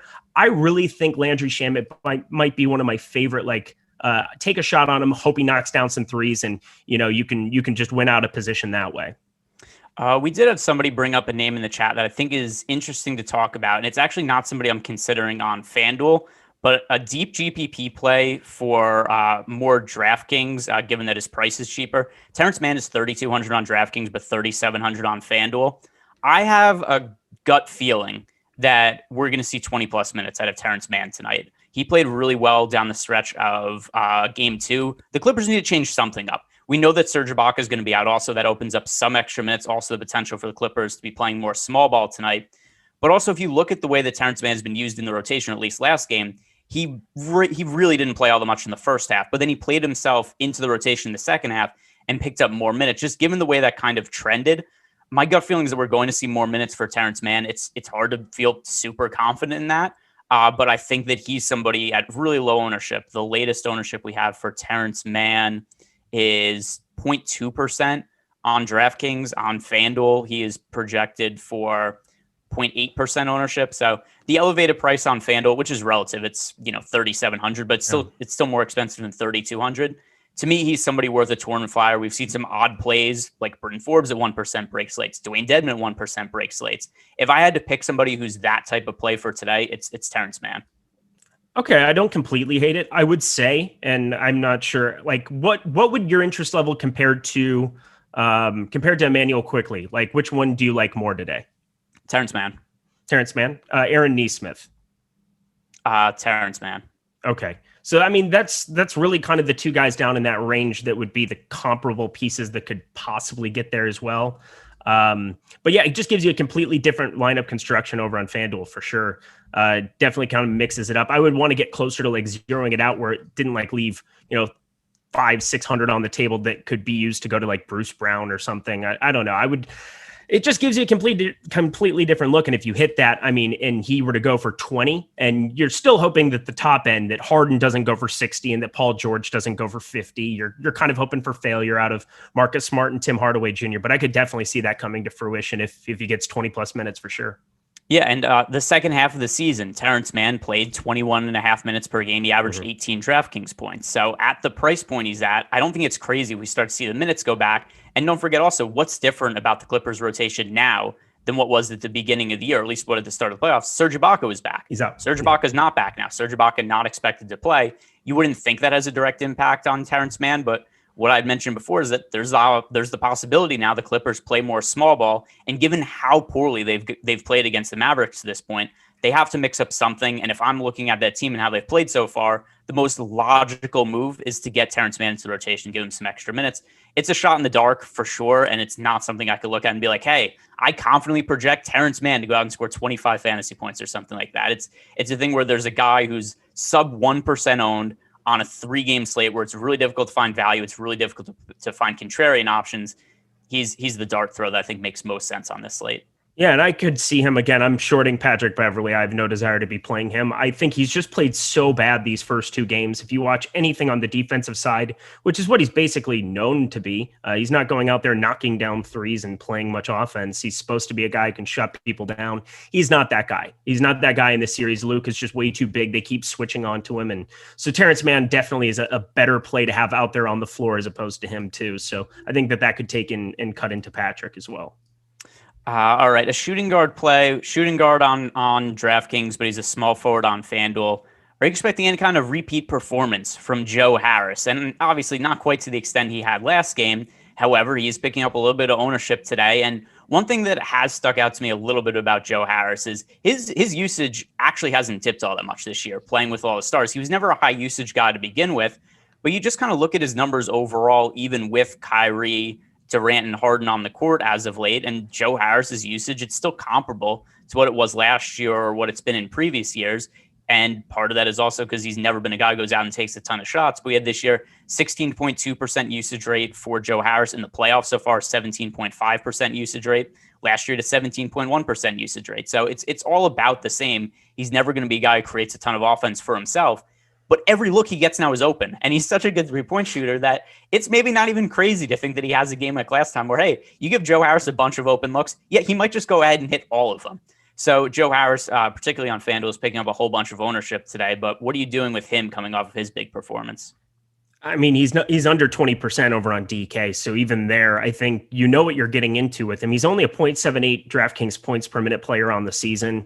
Now he's also playing alongside the other guys. But as you said, this opens up more looks for him. You're going to play on a floor with James Harden, Kevin Durant, and Kyrie Irving, and you're going to be the fourth option, and you're going to also have the highest true shooting percentage in the NBA. That's probably something that bodes well for your fantasy outlook and getting open shots. So I do like taking some shots on 5,100, even over on DraftKings where you're getting that 3-point bonus. He can really break open a slate, gives you a little bit of salary relief from like the 6-7Ks, and maybe gives you access to a different kind of a build there at 16% that he's coming in. But yeah, as you said, the big question is like, what do we do with him? 5K, you've got to be playing two small forwards. It does make a lot of sense over on FanDuel, but I don't know. I'm not expecting him to go out and set the world on fire again like this. It basically is, you know what you're getting into. You could totally get burned by it. And, you know, he's coming in not as crazy owned as kind of what I was expecting. He's under 20% on both sides. So I'd be happy getting over the field today. I think my major apprehension was before when he was 4,200. He was around 30% owned. And I'm like, this is not generally a great fantasy point per minute player. And that was kind of why I cut that ownership in half. And then he only ended up being 15%, which was sad times. But such is DFS. There's also a lot of playing time upside with Joe Harris. Last 38 minutes, basically. And last game he played 29, but also that was a slaughter. And part of the reason it was a slaughter was because Joe Harris hit so many shots. But if you look at the first game where it was close, he played 37 and a half minutes. So there's a pretty substantial amount of upside in terms of playing time there for Joe Harris. So we do have a super chat here from Darren Unger. He's saying FanDuel single game, Clint Capela and John Collins or Trey Young and Danilo Gallinari. Let's see. Well, here we go. Do you have a strong lean there? I'm pulling up the guys right now. To the single game. I mean, Young and Gallo, I mean, for me, it just comes down to like, I do not trust Gallo to kind of be the guy. I mean, what are the prices? That's kind of the other part of it. Single game, Capela. I'm probably going to go the Capela and Collins. You're kind of thinking they're going to cannibalize a little bit of their productivity next to each other. So that makes it maybe tougher to go there. Yeah, I mean, it's a coin flip. Young Gallo, we'll go that direction for you. Boy, am I stuck on this. It's so close. I'm just going to say Capela Collins. I have so limited confidence in how many minutes that Danilo Gallinari is going to play today. Gallo's minutes so far in the series have not been significant, and something else to consider. Deandre Hunter played pretty well last game, and it wouldn't be a shock to see him play, more minutes going forward. Gallinari so far in the series is averaging 26 and a half minutes per game. In the regular season, he played 24 minutes per game. He also hasn't been a great fantasy producer overall for the season. And then you also consider a game against the Knicks is going to limit that production even more. So give me the Capela Collins side, but I don't feel good about John Collins. I don't feel good about Gallinari either. Yeah, that's the right answer.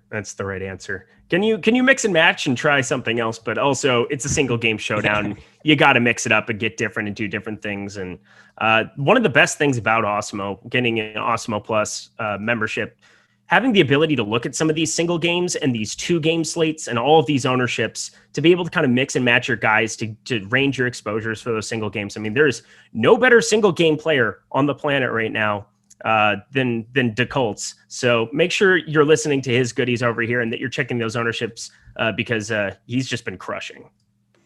All right. And by the way, Serge Ibaka officially out tonight. That was to be expected. He was listed as doubtful, and now don't have to worry about it all. He's officially out. And then one more super chat here from Peter Hanley, somebody else who I've seen him tagged. He's tagged you a few times on Twitter. He's had some good wins recently, saying thanks for all the information. Keep it real. And Peter Hanley, he's had a good run by him because he's definitely had a few good Awesemo Hall of Fame tweets that have popped up recently. So keep it going. That's what we're here for, baby. That's great stuff. Great to see it. All right, let's see what else we have going on here. Let's talk about because it kind of correlates and goes into what we were just talking about. What did you do with DeAndre Hunter tonight? He played a bunch of minutes last game. Was also a very low owned play. The ownership has gone up. I tend to buy into the minutes to an extent from last game. I don't think we're going to regularly see him play massive minutes, but I think there is the upside for it, and it's something that we saw pop up last game. I do think that he's overall more of a priority than somebody like Danilo Gallinari in the rotation. The one thing that I think we have to put a little bit of an asterisk next to it is we just talked about John Collins in that last super chat. John Collins got into foul trouble like 45 seconds into that game, and that definitely helped DeAndre Hunter's minutes, combined with the fact that Hunter started the game really well. So then it just made sense like, hey, we're going to ride with Hunter. I tend to think Gallo's minutes are more likely to go down than Hunter's from John Collins playing bigger minutes and avoiding foul trouble today. But with that said, I am getting to DeAndre Hunter a little bit today. Is he somebody who's in your player pool? No, I have zero DeAndre Hunter exposure today, through 40 lineups. I think there's a couple of things that happened in that game. So he also got to the free throw line 11 times, gigantic outlier. Go looking through the rest of his game log. That's just not something that he's generally going to be the guy on a floor alongside Gallo, alongside John Collins, alongside Trey Young, alongside Bogdanovich. He's not going to be somebody that you would expect to get to the line 11 times like that. Maybe they saw a matchup or something they liked, but I feel a lot more secure just saving the $200 on Fanduel, going down to Gallo. I think that those minutes are far more secure as opposed to DeAndre Hunter. I mean, we're coming off of 22 minutes there, not a super high usage outing in that one. Looked a little bit better, but 3 for 8 from 3, but 9 for 11 from the line. That's kind of the thing that does stick out for me. I feel as though I'm okay with that fade and somebody that you can't play you can play everybody if you're making 150 lineups, but I'm not going to be doing that today. Yeah, so my one point of contention here where I'd push back about what you said about feeling better about Gallo's minutes, in the regular season when Hunter started, he played 31 minutes per game and averaged 28.7 DraftKings points in those games as a starter.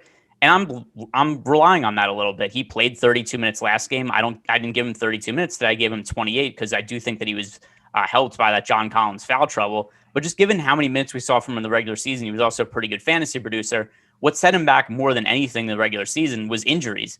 And now he finally appears to be healthy after he played over 30 minutes last game. He's somebody who I do prefer to Danilo Gallinari. Also, what's something that's really funny about this, the other day when I was doing the show, Josh and I had the same exact back and forth where I said I was into DeAndre Hunter. He said he had no interest in DeAndre Hunter. He liked Danilo Gallinari. It's the same thing, just butting heads with somebody else a little bit about it. But it's the exact same stance that Josh took. I don't think there's anything wrong with it. I'm just, once again, I'm giving more of the minutes to DeAndre Hunter, and then we'll see where the chips fall. Gallo could certainly be the guy who comes off the bench and ends up hitting a bunch of shots. They ride with him. I generally feel more confident going with the starters in these kind of situations, but I do think there's a case to be made for Gallo, just not where I'm going. Other small forwards, are there any ones that you want to mention that we have not talked about? Well, I think there's some news that just came in. We just got a Woj bomb of all things to get while we're half an hour before lock. But Knicks center Nerlens Noel is testing his right ankle prior to Game 3 versus the Hawks and could be limited in minutes after sustaining the game in one injury, sources tell ESPN.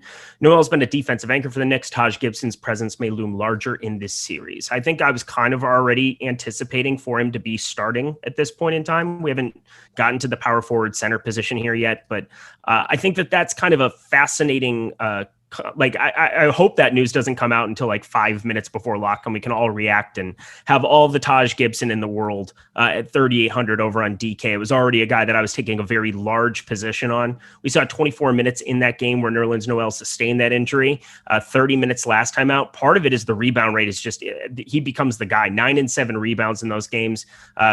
Got over 20 fantasy points with just 2 and 4 shot attempts in those games. Taj Gibson going to be a guy that we can rely on very, very heavily, especially if we were to get news that Nerlens Noel's out. Maybe he doesn't get ruled out necessarily. Maybe he gets in the starting lineup. I think that would actually be my preference now after this news. I would hope Nerlens would end up in the starting lineup. I'd have 0 Nerlens Noel and I'd have all the Taj Gibson. What is your expectation for a Knicks starting lineup today? I mean, I think the expectation is, so if a guy's got a twisted ankle, I would think if he's able to play, they would just start him still. Like, I would think that they would still start Nerlens Noel, but Taj Gibson did start that second half, as you said. So it comes down to, maybe they just end up rolling out Derrick Rose and Taj Gibson in the starting lineup now and just say, screw it. We're not going to play 5 minutes in that first rotation for absolutely no reason other than, we just do that all the time for no reason. Yeah, so I think this Knicks starting lineup is going to be what they started in the second half of last game. So that would be Derrick Rose and Taj Gibson entering the lineup ahead of Elfrid Payton and Nerlens Noel. So a starting lineup of Rose, Bullock, Barrett, Randall, Taj Gibson. That's currently what my expectation is. Although with that said, even if they do start Payton and Noel, two guys I'm not going to have interest in on this slate anyway, I do have Taj Gibson in my player pool. I'm still a little concerned about how many minutes he's ultimately going to end up playing. I wouldn't be surprised if it's something like 20 minutes to Noel and 28 minutes to Taj Gibson. Obviously, that would make Gibson a pretty good value play, although I'm not sure that would make him somebody who I'm dying to put into my lineups. But how much exposure are you getting to Taj Gibson right now? I have 55% at the moment. I have a large number on DraftKings. I think I was always going to do that. I think that we're seeing him be very, very effective. Did you see his plus minus in that first game? In the second game? Did you see that? I don't know what it was off the top plus of my 23. Head. He led the team by a landslide when he ended up in that starting unit. It was pretty incredible how well he played. They were just effective on the floor, and that can be a noisy stat, not something I look at too much, but I feel like coaches do, and I feel like Tibbs does. And I think that that's what matters. It's not my opinion on how it breaks down, but Tibbs's, and I think that those minutes are going to be right there again. I love Taj Gibson. I think he's probably, if I had to just pick a guy under 4K on DraftKings, probably my favorite guy to go to. All right. I am actually going to up my exposure to Taj Gibson a little bit from this news here. And then you get to blame me, so it works out fantastic for you. Yeah, hey, I mean, I'm doing it more because of just this news about Noel's ankle. I think I'm just going to have to give Taj Gibson a couple extra minutes and bring Noel down a little bit. It just makes too much sense to me that just what the price point is now and looking at the value. I gave him a couple extra minutes, ran my lineups, and he's popping up a lot more. So that's something that's going to have to change for me. You want to talk about a weird play? Do you want to get super, how weird do we want to get on a Friday with the good folks here in the chat? Because a guy like Obi Toppin played 12 minutes, 27.2% usage. He's at the flat 3K number. He played pretty well in that fourth quarter rotation, and I didn't really expect anything out of him whatsoever here. Back-to-back games, 12 minutes in this series. I could see that getting up to 17 or 18. Taj Gibson otherwise would have to play 40 minutes in this spot if you get Nerlens Noel. Who's going to play the backup 5 and who's going to be running the 4 in those units? Just Julius Randle going to play the 5? I think Obi Toppin could get to 17 minutes. Yeah, it's possible. Let me see. What were his rates for the year in terms of production? I don't know if I've rostered him once the entire season, to be honest. I have not either, but he's 27.2% usage rating that last game. 2 for 4. He was a willing shooter, had a couple boards, had a block, 2 fouls, 8 points. So nothing spectacular. But if you want to talk about ways and paths to get different on a 3-game slate, I see an opportunity for Obi Toppin to get to 17, 18 minutes, kind of being a beneficiary. If you get that Nerlens out news, everybody will react and get to Taj. And I think that's rightful because I would immediately put his minutes around 36, 37 right now with no Nerlens. But I think that there's an opportunity for Obi Toppin at the flat min on DraftKings specifically.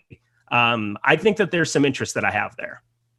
How many times this year do you think he scored 20 fantasy points? 0 might be my guess. It was 1. That's shocking. A game where he got blowout run against the Celtics on January 17th. He played 17 minutes and scored 22 fantasy points. What's his highest minutes that he's played this season? What's the game that he had the highest miss? God, we're talking about Obi Toppin right now. This is insanity. But it's true. That's who I think gets the extra 4 or 5 minutes there. In a blowout game or a game that was competitive? A game that was remotely competitive, because it looks like 15 is the most that 16 against Washington. They won by 18. That wasn't close by any means, though. There was a game against Memphis. He played 15 minutes. It was 133, 129. Maybe there was overtime involved. I mean, part of it is that they ended up signing Taj Gibson. So, I mean, we had a couple games in the preseason that on opening night, he played 24 minutes on the 23rd against Indiana, put up 19.75, 21.6% usage there. Spurs, yeah, as you said, blowout run, 26 minutes there. I'm just kind of going through it. They acquired Taj Gibson, and he's basically cut into Obi Toppin, and they basically are giving him the Emmanuel Quickley treatment as a result. Otherwise, if they hadn't acquired Taj Gibson, I think it would have been Obi playing 22 minutes. I think he might be playing some more minutes than we think he is. And we also got that starting lineup. Gibson's in it, so that's nifty. All right. And then is it, I'm just updating my lineups right now. Yeah. Is it Derrick Rose or Peyton starting at point guard? Rose is starting, baby. These All right, there we go. things. Got the lineup right. So I'm going to be Good job. Yeah, I'm going in on Taj Gibson here with you. I think it makes a lot of sense. I think everybody else should be playing Taj Gibson on both FanDuel and DraftKings. But does Taj Gibson being a center, I'm pretty sure on FanDuel, yeah, he's a center and also all the way up at 5,000. Is he still somebody you'd have interest in on FanDuel at center eligibility and 5,000? Center is so bad today. Like, it's just a bad position. So Taj Gibson, 5K.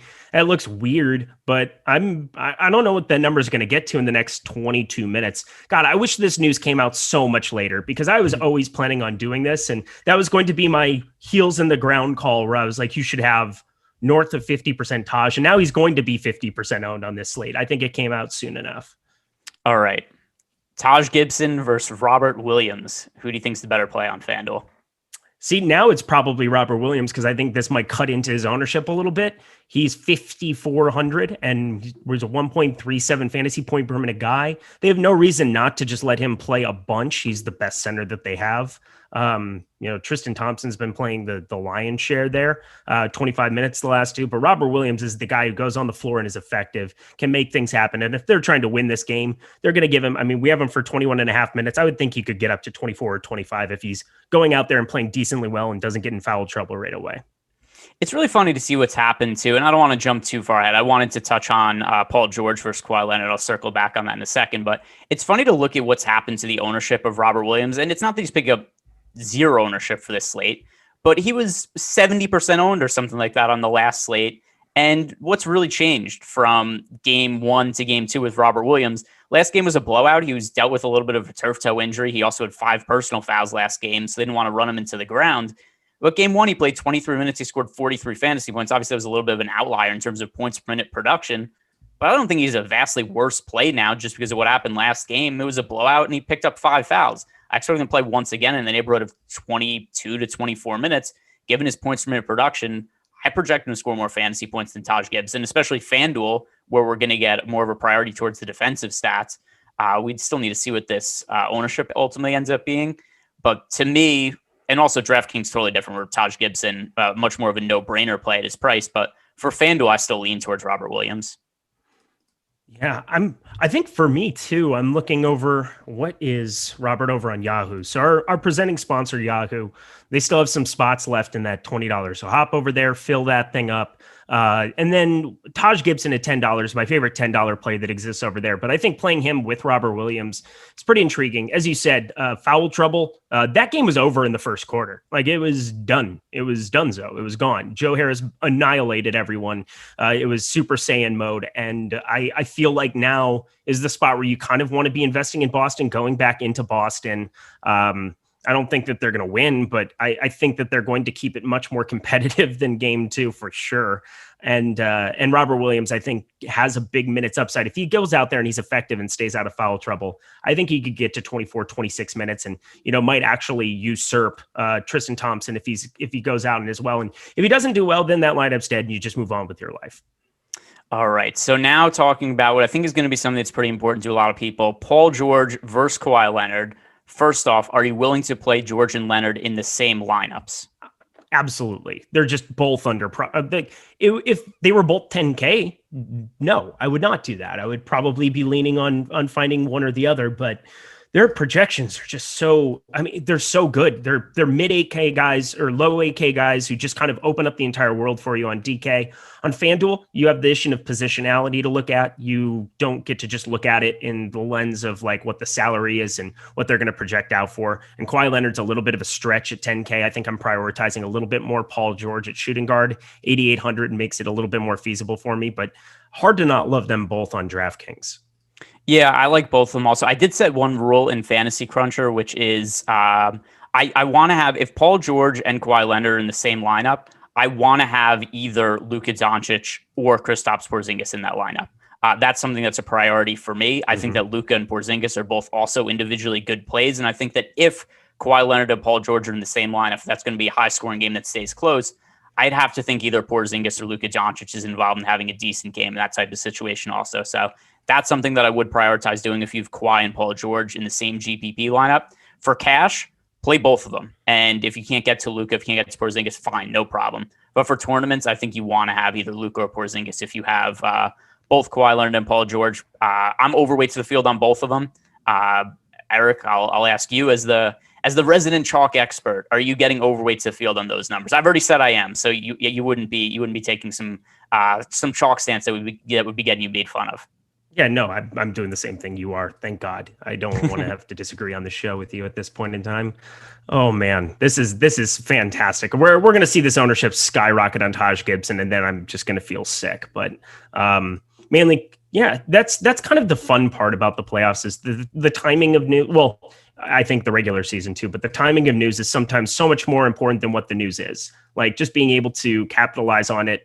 I wish there was less time, but such is life. And I think I'm now trying to find like other guys in the 3K range. I'm not sure if I want it to be Shamet. I think Obi Toppin is a guy that I'm going to have in my player pool now, which sounds like the weirdest thing I've ever said out loud. Yeah, I was not able to get to him. But hey, I think there's logic there. I just looked at his overall numbers for the year. I found it hard to give him the minutes, and he hasn't been a good points per minute fantasy producer.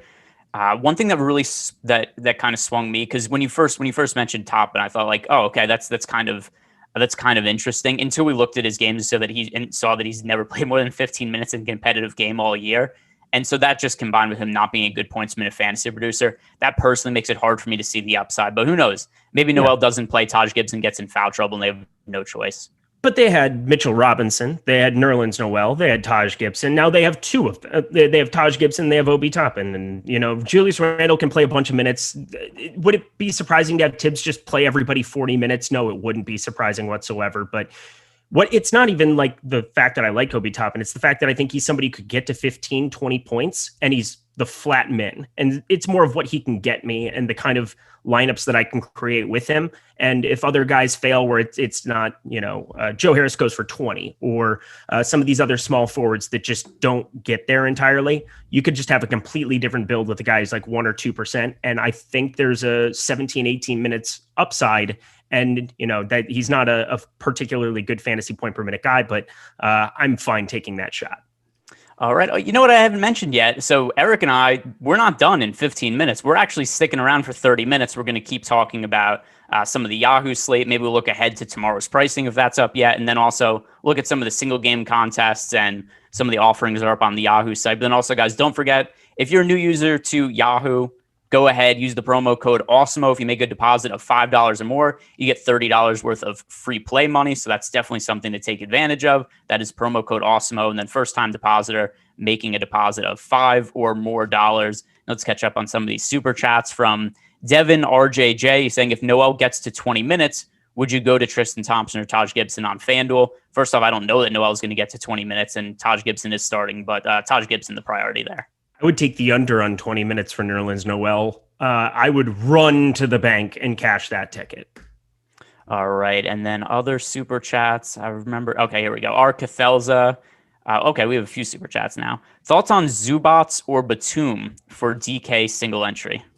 That's a good question. I mean, Zubats, I think, Ibaka, like that's got to open up a little bit more for him. But I truly think that the guy that it affects more, I mean, I like a lot of power forwards today, which is kind of a tough thing. Like on DraftKings, it's a little bit easier to kind of maneuver and make it work. But Taj Gibson, Maxi Kleber, Jason Tatum, Kristaps Porzingis, Kevin Durant, all these guys. I do think that you want Nicholas Batum in your pool. You can play him at small forward on DK, which is nifty. But really the guy that kind of like pops up for me a little bit, going to be Marcus Morris. I think that he's kind of a direct beneficiary. If they end up going a little bit smaller, they've had a lot of lineups. Like they haven't really utilized, I guess, Willie Cauley-Stein got up to 15 minutes last game or something like that. But for the most part, it's been small ball. Kleber's been playing high 30s minutes. So long as he's in, I think that Zubats is going to be out there and get his normal run. And I think Marcus Morris might be the beneficiary of a couple more minutes. Nicholas Batum as well. If I had to pick one, I'm probably going to still take Zubats because I think he has a little bit more upside than Batum, but I'll have a little bit like a smattering of both. But Marcus Morris is the guy that I think has a little bit more upside in this spot as a result of no Serge Ibaka. Yeah, I have a higher projection on Zubats than Batum. And something, if people are just box score watching and looking at some of the recent games for Zubats, first of all, he hasn't been good in the series, but he's also had to split some minutes with Serge Ibaka. And then if you look at his games towards the end of the regular season, I don't know what the hell they were doing there. What was the purpose of that game against the Thunder where he played 8 seconds and came off the court? I don't know what the reason for starting. Maybe he has some contract clause. Maybe it's some kind of bonus by starting every game over the course of the season, or a certain number of starts, or playing in every game. But if you just look at his box scores down the end of the season, you're going to see some weird results. And it's because in the final 2 games of the regular season, he played 3 minutes against Houston and he played 8 seconds against the Thunder. So I'm going to kind of ignore that. I'm going to look at the overall sample size of him as a starter this year, which was generally in games without Serge Ibaka. He played 25 minutes per game. He averaged 23 DraftKings points. I think it's about a fair expectation. It makes him a viable value option, but not a high priority guy, but I prefer him to Batum. Good call. All right, let's see. A couple other super chats here to get to from FL_Void. Hey guys, on DraftKings, I have 9,600 left for a power forward. So should it be Kevin Durant or Jason Tatum? Who's your preference of KD and Tatum?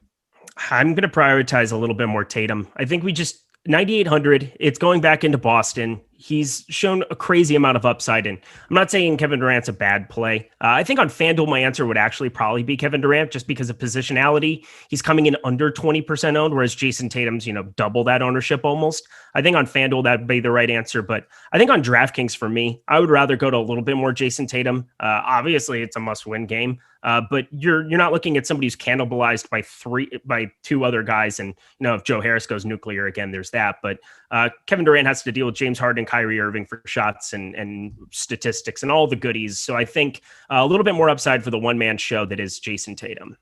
Yeah, and that's pretty much the same logic I have. I still don't know what to make of this Nets rotation. I'm just going to pull up really quickly now what the latest information is in terms of on-off court numbers. I want to see when we have Harden, Durant, and Kyrie Irving all on the court at the same time, what those usage rates look like, because at least the last I looked, and from what I remember off the top of my head, it's not real substantial amount of usage going to any of those guys. And here, Kevin Durant, I think, had the lowest number. Oh, no. What was it? Yeah, James Harden had the lowest of the 3.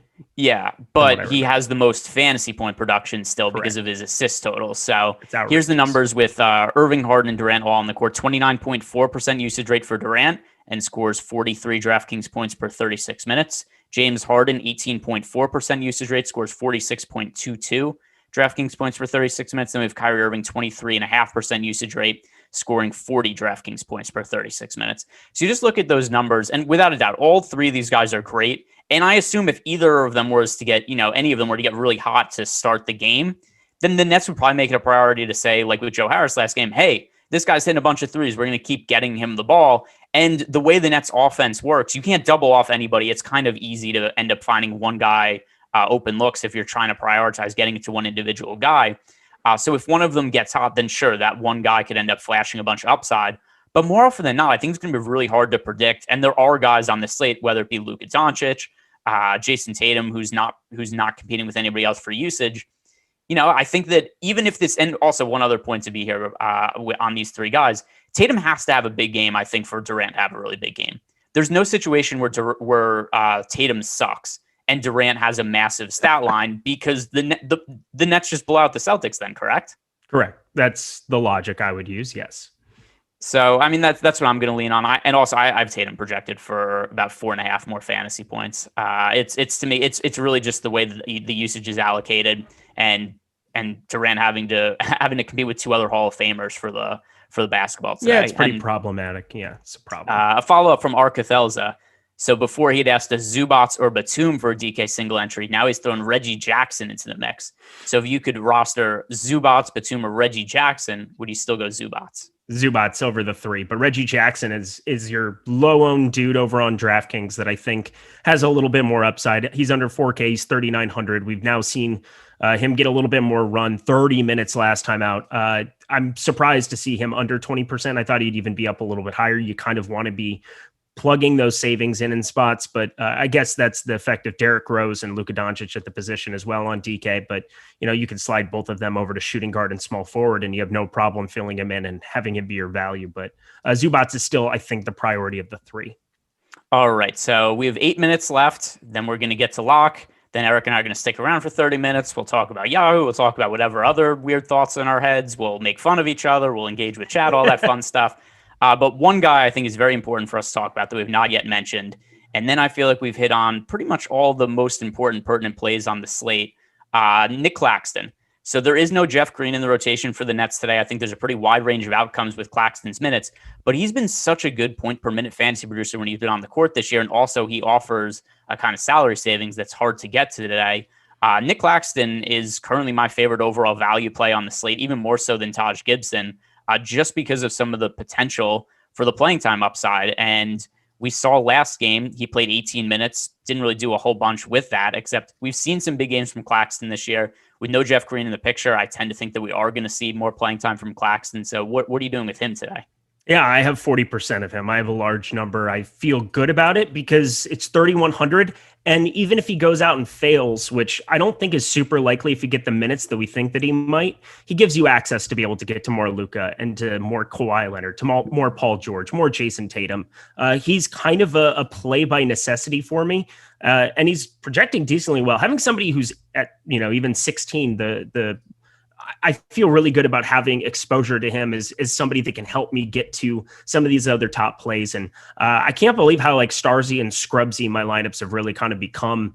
We haven't really had a slate like this where I think there was enough viable underneath 4K guys, but I think that exists now today. All right. We have a bunch of questions in the premium Slack chats. We could bang out some of these to bring us to lock. We have about 7 minutes left. From Greg99, good name. DK single entry question. DeAndre Hunter, Taj Gibson. I think just based on what that question is, I think I know what most of the rest of his lineup looks like. Taj Gibson is the answer to me. Yes, same. I have no DeAndre Hunter. All right. Mr. Moneybags. Last guy in. Joe Harris, Robert Williams, or Alec Burks. It is a DK single entry with 500 entries. That is Robert Williams for me. Exact same. All right. Jets World. My super chat. Well, this isn't really super chat, but all right. Technicalities aside, I understand what the point of the question is here. DK single entry. He says it's a high dollar, and what's my super chat is for DK single entry, high dollar. Thanks, super chat under Jeff Williams. Do we have to decode it? Does it come with a key? Is this like a game that we're playing?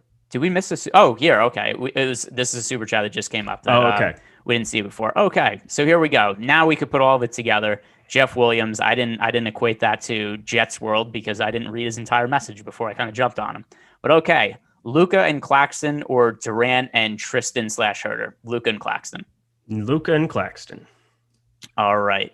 Swanson 79. If Dallas blows out the Clippers by chance, boy, we're really overreacting the first couple of games of that series here, are we? That is to me not the most likely outcome. The Clippers are favored to win the games, so I wouldn't look at this game and say if Dallas blows out the Clippers. But all right, we'll entertain this question. If Dallas blows out the Clippers by chance, and Kawhi, I assume that's PG autocorrected. Do PG and Kawhi still get full run trying to come back, or do they give up? Could that be a fade at all? They are playing as many minutes as they humanly possibly can tonight. They are down 0-2. This team is going to get enough, like they are going to be blown into smithereens, and the Clippers will not be relevant next year if they do not get out of this series. So they are going to play these dudes as much as they humanly possibly can. So here's the other thing too. The spread for the Clippers Dallas game, 3 points. The spread for the next Celtics game, 7.5 points. The spread for the Hawks Knicks game, the Hawks are favored by 4.5 points. You can't go ahead and build lineups assuming that Dallas blows out the Clippers blow out Dallas. It's not to say it's impossible, but if you're saying that that's, a somewhat likely scenario, then what does that make of the 2 other games on the slate that have even wider spreads? Then at a certain point, you're building lineups saying like, oh, all these games are going to be blowouts, and then you're rostering a lot of like Obi Toppin, I guess, because then none of the games are close. Easy. Do not slander my takes. It's fine. It's again, I'm not expecting anything out of Obi. I just think he's probably the only 3K guy that I really want to take a shot on. All right, and from M Paglia, he's asking interest in John Collins tonight. Recency bias killer. I do not have interest in John Collins tonight. Nor do I. All right. Jets World asked this question about Nick Claxton, something that we kind of addressed. Oh, here we've got Office Ninja 87. He just noticed that Eric's eyebrow game, he kind of looks like Tony Montana. It is true. That came in like 20 minutes ago, and you're saying it as if it just came in. I purposely did not bring it up. Well, I haven't read it yet. I'm catching up on all the things we were tagged in yet. I'm holding you up to my phone right now. I see it. I can't do a Pacino. I can't do a Pacino. I can't do a Scarface impression. I never realized his eyebrows sounds like that. It's muddled. Can't do it. Yeah, no, it's a pretty good lookalike though. You look like a lot of famous people. That's a good thing though. Somebody tweeted to me yesterday. They're just like, "Hey, you're out on the floor." It was during the Trey Young. While Trey Young was playing basketball, I was like, "This is an eyebrow joke," and it didn't go well. Let's see. All right, 3 minutes to go until lock. I'm going to check to see if we have any questions. I think we're caught up on all the super chats. Jeff Williams, that was Jets World. We hit that one. Going to jump back into the premium Slack and see if there's anything that we've missed here. Looks like we're all caught up on everything. So 2 minutes to go, Eric. So is there anything we haven't mentioned yet that you think, what should the viewers know 2 minutes until lock? Go Obi Toppin. All right. My whole reputation. No, I just hope that he plays like more than 12 minutes. Honestly, that would make me happy. If I got more than 12 minutes out of Obi Toppin with this horrible take. Also, how hard am I trying to buck the whole narrative about chalk donkey Lindquist? Like, I am really trying with the Cameron Payne and Obi Toppin. There's really nothing else. And I'm making sure that I get him in a couple of my $20 here over on DK, because when it happens, I want to make sure that I am at the top of the leaderboard. All right. And one other thing that I think we should close with, which play? Oh, also on Obi, more confident in Obi or Gary Payton? I hate you. You're not funny. Somebody in chat is going, that's funny. It's not funny. These are not jokes. I was trying my best. Okay. I was trying my best. Listen, I understand that effort is appreciated, but results are appreciated also sometimes, Eric. Wow. And listen, luckily I got those too. It's good. Listen, I understand Obi more than I understood Gary Payton. That's late. I'll give you that much at least. Which player is most likely to end your slate unceremoniously? Oh, Paul George and Kawhi Leonard would just end it, like obliterate it. Taj Gibson now would just obliterate me into the sun. Those would be the two. All right. Oh, we just got one last question in the premium Slack chat from Morgan2424. Favorite sub 25% owned for GPPs? And this is a DraftKings specific question. Let's see the latest ownership. Which player under 15% do you have the most exposure to? Under 16%? Under 15. Oh, under 15 on DK. Let me sort it by that. Sorry, I was putting in all my lineups. That was a fun time. Actually, I had to sweat it again because good job, Eric. Underneath 15%, my highest owned is Terrence Mann now. I have 25% of him. You're welcome. All right. So I like earlier, you didn't even seem that bullish on Terrence Mann. I didn't want to give you credit. Why would I give you credit for saying? Yeah, I changed your mind on Taj. You changed mine on Terrence Mann. This is why we work together so well.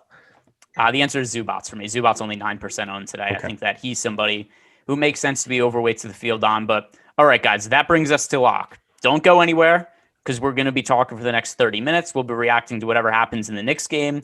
Maybe something happens, somebody gets hurt. Maybe I cry, maybe Eric cries, maybe I shave my eyebrows. Who knows what happens in these next 30 minutes? I'll cry if you want me to. I'll just do it. If Yahoo sends an email and they're like, Eric, cry, I'll do it for you. But they won't do that because they love me. That would be a very specific email. That would be. It would also be very messed up. Like that, I would have other backup questions before I did such things, but I'd probably do it. Let's be serious. I would wonder what would be the impotence for Yahoo sending an email, be like, hey, listen, we like the show.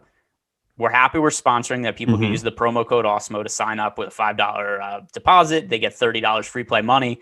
But they say that, listen, to keep these shows going, we need Eric to cry on camera. My guess is that Spags sent somebody an email and was like, you don't understand the amount of attention, the amount of eyeballs that get shown on Eric when he cries. It becomes just a phenomenon. If you go back and watch any of we basically have broken chat multiple times where it's just me melting down. So it is what it is. But Yahoo, thank you so much for sponsoring us today. Yeah. All right. Now, well, hopefully we don't get the email where they say for you to go cry. But we know that Eric's game for a lot of things. Also, one of many reasons that everybody should be following at Eric Lindquist on Twitter, because we have seen him cry on camera. We've seen him draw a unibrow. We've seen him shave his eyebrows, and he does it all for your guys' entertainment. He does not have enough followers on Twitter. So go ahead, follow Eric. And then besides that, we just have the slates to talk about here. And the basketball game, which, by the way, also, I said that we're going to respond to whatever's happening in the basketball game. Over under, what time does the Knicks-Hawks game actually end up starting? 4:12 my time, 7:12 yours, I'm guessing. What do you think? Wow. If I said it's 7:12? It's an ESPN game, so I tend to skew later. I'm going to say 7:17. I think if it was over under on the number you said me, 7:12, if we're not playing horseshoes and we just gave me 7:12 as the over under, I'm going over easily. That should be juiced number. Jalen Rose just talks a lot, and they need to have 48 things where they ask the coaches right before the game, and then they need to do 84 commercials. Yeah, ESPN, TNT's been amazing lately. They are just like, Shaq, Barkley, like all the guys, they're just like, yep, we're done. And then the games start like 5 minutes later. It's been pretty impressive, actually. I guess we should expect that when they say the time is 7, we should want them to start at 7, but 7:05 is still okay by me. I do like Butto Jenkins in the chat said, Eric, if you ever cry, save your tears. I will drink them and gain your strength. What? That reminds me of that reminds me of Cartman drinking the tears of what was the kid's name in South Park? I don't know, but Kenny? No. There was one. It was not Bubbles. That's whatever. He pretended to kill it. He pretended to kill a kid's mom and feed it to him, and then the kid started crying. And anyway, Yahoo, thank you so much for sponsoring this show once again. There it is. There we go. Scott Tenorman. Yeah, the episode of Scott Tenorman Must Die. So there we go. Scott Tenorman. Somebody just said to me, please add a feature to mute Eric Lindquist when he is on a show. Thanks. You have a great option, which is just turning it off. There are so many things that you can watch in the world. I don't want you to. Maybe I can win you back, but probably not, more than likely. Where did that comment come from? On Twitter. This guy just tweets at me all the time. It's something else. I mean, I'll just send it to you. It's beautiful. Honestly, though, for the most part, like it's 99.9% awesome people. And that is the beautiful thing about being in this spot, being lucky to talk fantasy sports on a daily basis. But, some people just are going to be who they are, and that's fine by me. I can't make everybody happy. I want to make everybody happy, and I try my best to, but that just doesn't always happen. Yeah. So, and one of the things that's also unfortunate for Eric is that part of the 0.3% of people he has to deal with that are not pleasant, he has to do a show with. So that's something that's a little bit of an issue for him. Yep, there's that. That's a problem. Let me send this. Here you go. Oh, why is it not going in the chat? There it went. Screenshot. Done.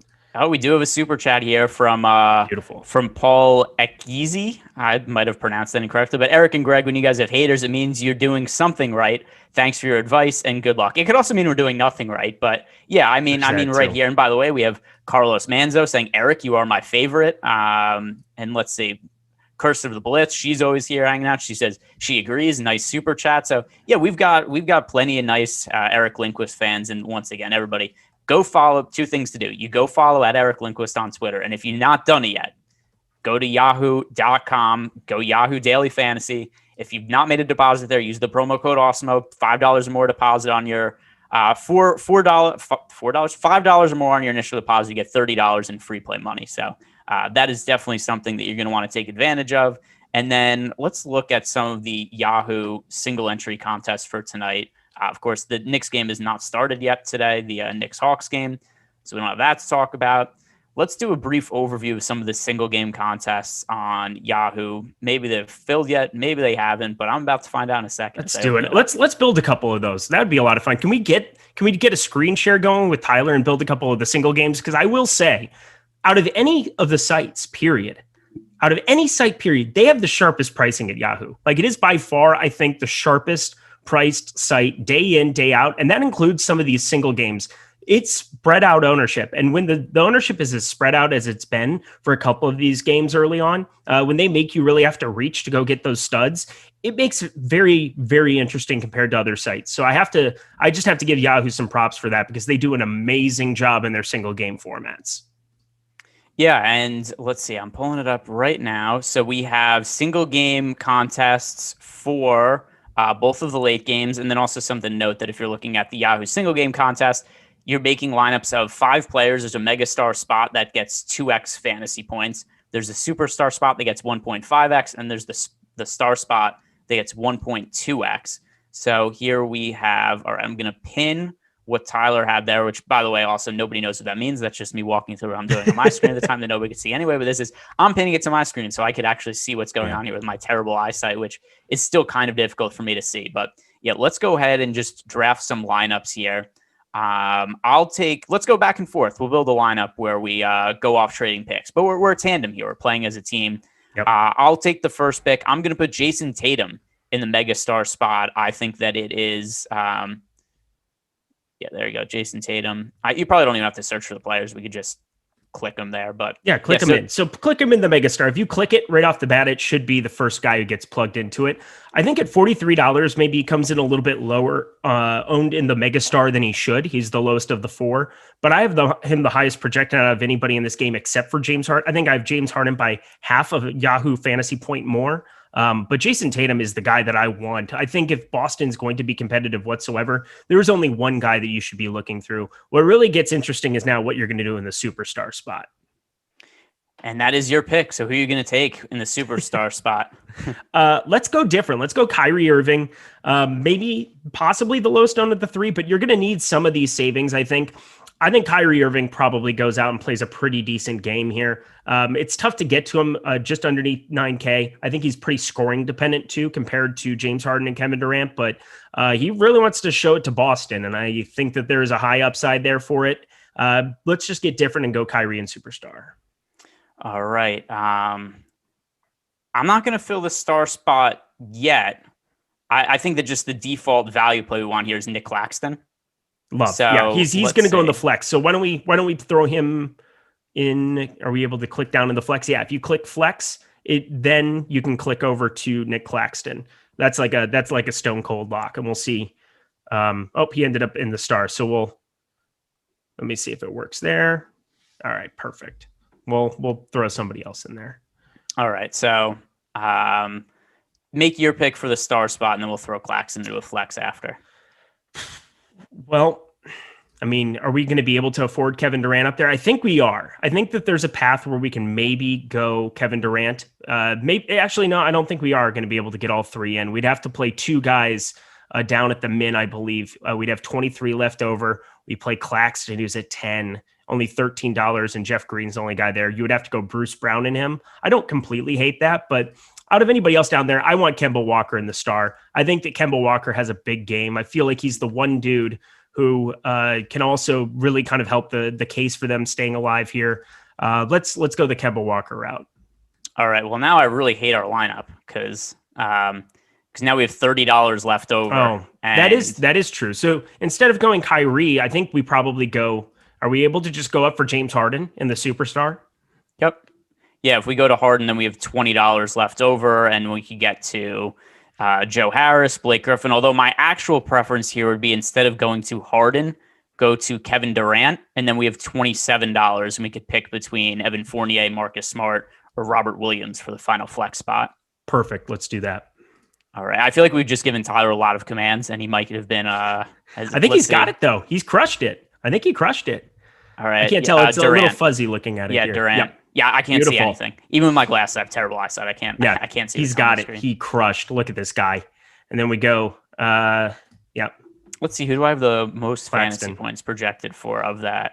So Fournier, Smart, Robert Williams. I think going Robert Williams, just leaving the salary left over is probably a sharp way to go. You leave $4 on the table. I think that is a nice way to build. Don't click on it though. We don't want to build the entire lineup for them. That's a no-no, I feel like. But I think that would be kind of my choice, is to go Robert Williams down there too. Playing 3 Celtics would look very, very different, but the pricing kind of forces you into a little bit of that, where you're going to have more exposure to them because Harden, Durant, and Kyrie are just tough to get to. And I think that makes it really fun to be building over there. All right. By the way, moment of truth. It is 7-11, which means that in a minute we're going to find out whether Eric was on the dot or not with his 7-12 choice for the Hawks Knicks game to start, because that is he took 7-12, I took 7-17 as the expected start time. So it'll probably start like 7-14 and a half. Also, if anybody has any questions relating to any of the slates, any of the later games, maybe something we haven't hit on, throw it into the YouTube chat, throw it into the premium Slack chat, and it's something I could answer. It's one thing that we still have outstanding news on this. Maxi Kleber officially listed as questionable. I didn't worry about that at all. He was questionable before last game and ended up playing. Is that anything that was a concern for you at all today? I completely did not hear anything that you said. I was not listening whatsoever. Okay. That's probably the first time that, and I'll just be honest, it was one of those things where I was doing a thing. I was checking some lineups. I ended up entering 2 single game contests in there. And then I looked up and Tyler still had the screen there. And now I can see Tyler's beautiful face once more. Ask me one more time. Let's run that back. All right. So what I said was Maxi Kleber is officially listed as questionable for today. Mm-hmm. I put no mind to that. I just played him as if he was playing. I think that's the most likely scenario. I not a concern for me at all. Was it a concern for you? Yeah, it's not a concern. I think he's playing. I'm pretty positive that he's playing, and if he's not, I have so many roster spots that are in that game between Luka Clay, the value pieces like Terrence Mann now, and I think having some extra Terrence Mann, being able to kind of shift and maneuver around that way, I feel pretty darn good. I feel pretty darn good about just being overweight on Kleba, because I think he'll come in under-owned once again. All right. Still no start time. No start yet for Hawks Knicks. So, hey, about 3.5 minutes and I could win nothing. But this is something I would really brag about too. I'm going to message Eric. I'm going to taunt about it. These are the little minor victories that I really hold near and dear, is when I predict the start times correct for national TV games. Yeah, I feel like you've hit a niche in your sports betting and in everything else that you do. By the way, EMAC, he's a very sharp dude. He was saying we got to plug a little bit of our short videos that we've been doing. We have some other sites that we've been doing some sports betting videos for, but specifically Yahoo and BetMGM, I believe, do a lot of good work together. We have some promotions going for them all the time. You and I do prop videos throughout the week, so take a look at some of those. You never know what you're going to find for value. I think under 30.5 points was a prop that I liked a lot today on Luka Doncic. Under 18.5 for Bogdan Bogdanovic, not somebody that I have really any exposure to in DFS either, but take a look at those as well as we're going across. All right. So we got 15 minutes until Eric and I are going off the airwaves. So let's bring up Tyler, bring the Yahoo page back up, and we could build a single game lineup for the later game. That is the Clippers and the Mavericks. And we could just go through the same process again. And I'm going to pull it up on my screen so I can actually see everything again, because that would be helpful for me. And all right, here it is on the screen. Let me pin it. Switch out to the other one. Go. Let's see what the pricing is. So one thing about this game too is, as I'm pulling up and see where the salaries are, because I have Luka projected for a lot more fantasy points than I do for Kawhi Leonard and Paul George. But with that said, I end up with a lot more exposure on other sites to George and Leonard just based on overall prices and whatnot. Let's see if that's going to end up being the case here. Well, given what some of these salaries are, I wonder if it's possible. I think we're going to be able to do it. Let's see. I'm going to take Luka, put him in the megastar spot. Let's see if you want to do the same thing as me, Eric. I think we're probably going to have to go Do we want to get, how different do we want to get? Because we could go Porzingis and just stack it up and get super different, but I don't think that that's necessarily viable. I think we probably want to go to Kawhi Leonard second. I think we've got enough value that exists later on to do that. Yeah, so I was wondering if it was feasible to get Luka, Kawhi, and Paul George in the same lineup, because with Kawhi only at $40, Paul George at $37. But the issue is that only leaves us $8 in remaining salary, and that would not be enough to build a lineup. So after we go Kawhi Leonard, then I feel like we're kind of forced onto Kristaps Porzingis, although that would only leave us in $11 in remaining salary. So do you think that's going to be a viable lineup construction for this slate? Probably not. I think probably what's most viable, and I think what's going to be the most popular, just based on hand building. And again, this is just how tight and good the pricing is here, but I think it's going to probably go Luka, Paul George, Kristaps Porzingis. I think if you're trying to get 3 of the 4, that's really your only path to do it. Then you're able to play a guy like Marcus Morris there. You could play Reggie Jackson, and we have Terrence Mann down there. That's going to be for sure $10. We have Patrick Beverley, Nicholas Batum's $11. I bet that's probably going to be more of what your most popular build's going to be. So instead of going Porzingis, because I think everybody else is probably going to go that direction, let's get weird. I want to get weird. I want Marcus Morris in the star spot. I think he's due to have a big game here at some point in time. This has been a really gross, terrible series for him, but he was in foul trouble pretty much that entire last game. Only had 4 points in his 33 minutes in game 1. Game 2, yeah, he was just problematic. It was not good. I think he's going to get 30 plus minutes. I think he could be a surprising guy that if you wanted to get different and just swap him and Porzingis, it's not like Porzingis has been beating down the world so far this year. He's had 22.3 and 39.8. Obviously, I love Porzingis much, much more, but if you're trying to finish first, there's only 114 entries in the contest. If this were like 11,000, I think this would be a little bit more viable, but the chalk way to go would be Porzingis in the star. But I was just thinking maybe Marcus Morris if the field is larger. I have big news. What's up? Guess what time the game tipped off? 4:17. It just went, didn't it? Yeah, God, you better believe it. How good are you? The game is underway. Not too good, because the first basket of the game was scored by John Collins, who slate's over. No Collins, no cash. Neither Eric nor I like John Collins. Time to go home, right? We didn't play John Collins. Did he just cue the music up? Was that on purpose? Was that purposeful? He's playing us out. Playing us out. He's like, thanks for coming. Have a nice day. No Collins, no cash. So let's see. In this lineup here, $19 average salary remaining. We've already used Luka, Kawhi, Marcus Morris.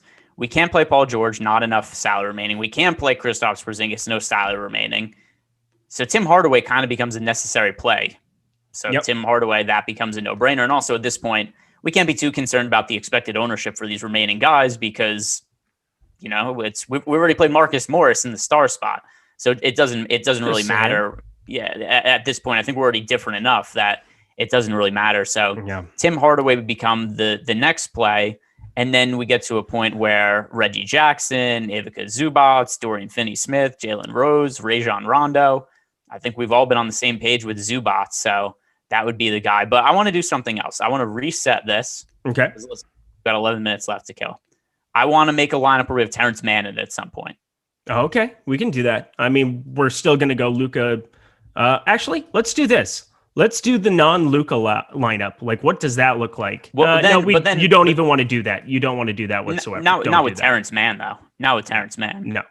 So we're going to go Luka. We're going to go Kawhi, and you can do Porzingis alongside that, and you have $11 left. So now it becomes, all right, if we're going to be playing Terrence Mann, we have $12 left. Who's your favorite play $12 or down that we would be playing? Because there's nobody at 13. Let's see. Rondo, Richardson, Batum, Beverly. Let me see my projections on these guys. I feel like it's probably Rondo, but I could be incorrect. I've got a guy that I want, and I think we've talked about him a little bit. I think that it'll go. I think the chalk way to go would be playing Nicholas Batum. No, it's Rondo for sure. No, it's Maxi Kleber. That's who I wanted. That's what I was getting the man. at. Never mind. So I didn't realize he was the flat man. min down there. And I think that playing him with Terrence Mann, I think that that's kind of the way that I would want to get different with it. Leave $3 on the table. 114 entries. I still don't think that there's that crazy of a difference in the projections there. I really like going that direction. Josh Richardson has been so bad, and I think people are still going to click on that name because it's the amount of salary they have remaining. Rajon Rondo, I have minutes questions for him. He hasn't eclipsed 24 minutes either of the last two. He had 3 fouls. He just didn't play well last game. If he goes out and plays well in his first rotation, you could see him getting 24, 25 minutes. But if you're going to go the Terrence Mann route, I really like Kleba at $10 as well. By the way, how are we a minute into the Hawks-Knicks game? There's been one shot taken by both teams. Oh, because this game is just garbage from a fantasy perspective. Like, if you think about it, they scored 405 points cumulative between the two games, between the two teams. The Hawks did not eclipse 200 points in their 2 games in the Garden. So, like, that's difficult to imagine that you're going to see a ton of scoring. It's just so many minutes, and you have a 3-game slate. You got to pick and choose some guys. We didn't even really talk about Julius Randle. Julius Randle was kind of an afterthought to me today. I don't know. I don't know if it's a playoff thing, but like he just projected so much lower for me than everybody else. That's kind of a spend up option. Did you have any Julius Randle you ended up with today? No, we did talk about him at the top, though, because remember at the very beginning of the show, we were talking about the minutes upsides for players. And I'd mentioned that we have Kawhi Leonard, Paul George, Luka Doncic. These guys could all play upwards of 40 minutes, whereas Randle's already capped at that, and that's what he's priced at for what he did in the regular season. So I didn't think there was a lot of upside in Randle. So no, I didn't get to Randle today. I haven't really gotten to Randle at all in the playoffs for that particular reason. Yeah, and this game right now, let me see what the live total is. You know why there's not a basket yet? RJ Barrett keeps shooting. That's why. It's a problem. The live total is now at 206 for the game. Julius Randle does have a rebound, though. No stats for Taj Gibson. Are you panicking? No. The no stats for Obi Toppin either. Not panicking. Not panicking. Are you panicking that Kawhi Leonard doesn't have any stats yet? Oh, just I'm panicking every time the Clippers play basketball at this point in time. They just do things that crush me, and I have so much futures money on the Clippers that I'm a little uncomfortable with the fact that they're down 0-2 and they're still favored. Like, I just don't know how this works. I don't know what I'm going to see out of the Clippers tonight, but I have a feeling I'm not going to like it. So we are now 2 minutes into the Hawks-Knicks game. The score is 2-0. But there's 4 fouls. That's great. More fouls than points 2 minutes into the game. Huzzah! Yeah, this is quite the barn burner game. With that said, even though they've been low scoring, these games have been really fun between the Knicks and the Hawks. There were 3 fouls within 10 seconds. John Collins at 10:06, Bogdanovich 10:01, 9:56. But yeah, no, the Garden, it was incredible. I mean, that just made the environment. You could have like played any sporting event period with that crowd, and it would have been incredible to watch. And when Bullock and Rose went, a little bit nuts there in that third and fourth quarter, it was awfully fun to watch. So what are your futures bets on the Clippers? Do you have them to win the title? Do you have them to win this series? What are you looking at here? I have all of them. The answer is all of the above. I have them to win this series. I have them to win the NBA title. I have them to win the West. I've been saying that since the beginning of the season. My logic was that they just phoned in the entire regular season. But what I find so interesting is like they're paying Luke Kennard $16 million a year to not be a piece of their playoff team, which just confuses me to no end. I mean, he's not good, so that might be part of it, but like for them to be spending money in places they just didn't need to be spending money, it basically killed them from any ability to acquire somebody meaningful coming down the stretch. DeMarcus Cousins, they picked up for a bag of potato chips off the wire, but like, I don't really know what the Clippers did coming in. I think I had a little bit more faith at the beginning of the season with Ty Lue instead of Doc Rivers, and man, that did not come to fruition. No, not at all. We've got Doc Rivers killing it over in Philly with the 76ers. Disaster. And I don't know, but at a certain point, though, because obviously they've had a lot of issues last year, and that's carried over to this season. So what do you think the problem ultimately is? Is it the combination of Kawhi Leonard and Paul George? Because, a lot of the things that people blamed last year on was Montrezl Harrell didn't play well in the playoffs. People looked at Doc Rivers, and a lot of the things that people thought were issues last year are gone. Yet the issues still exist, at least as far as we know, right? It's only been 2 playoff games. For all we know, they might win the next 4 games and go ahead and win the NBA championship, and then who cares what happened in these 2 games? But to this point, what do you think the issue actually is with the team, and what is it that has you not feeling great about your bet? Well, everything has me not feeling great about it. Playoff P is not a thing. I don't know why that's even remotely a thing. He didn't play that bad in game 2. I think he looked a lot better. He looked a little bit more involved and a little bit more alive, alert, awake, enthusiastic, as one would say. That's a weird thing to say on the air, but I feel like the Clippers just kind of need to blow it up at this point in time. Like Kawhi Leonard fit in so well in Toronto for that 1 year where you had Pascal Siakam, you had some veteran presence in Kyle Lowry. Fred VanVleet was on the up and up. I mean, if you look at the talent that existed on that team, and then Kawhi Leonard, you could just facilitate and play through him. You just had great role players kind of throughout that entire team.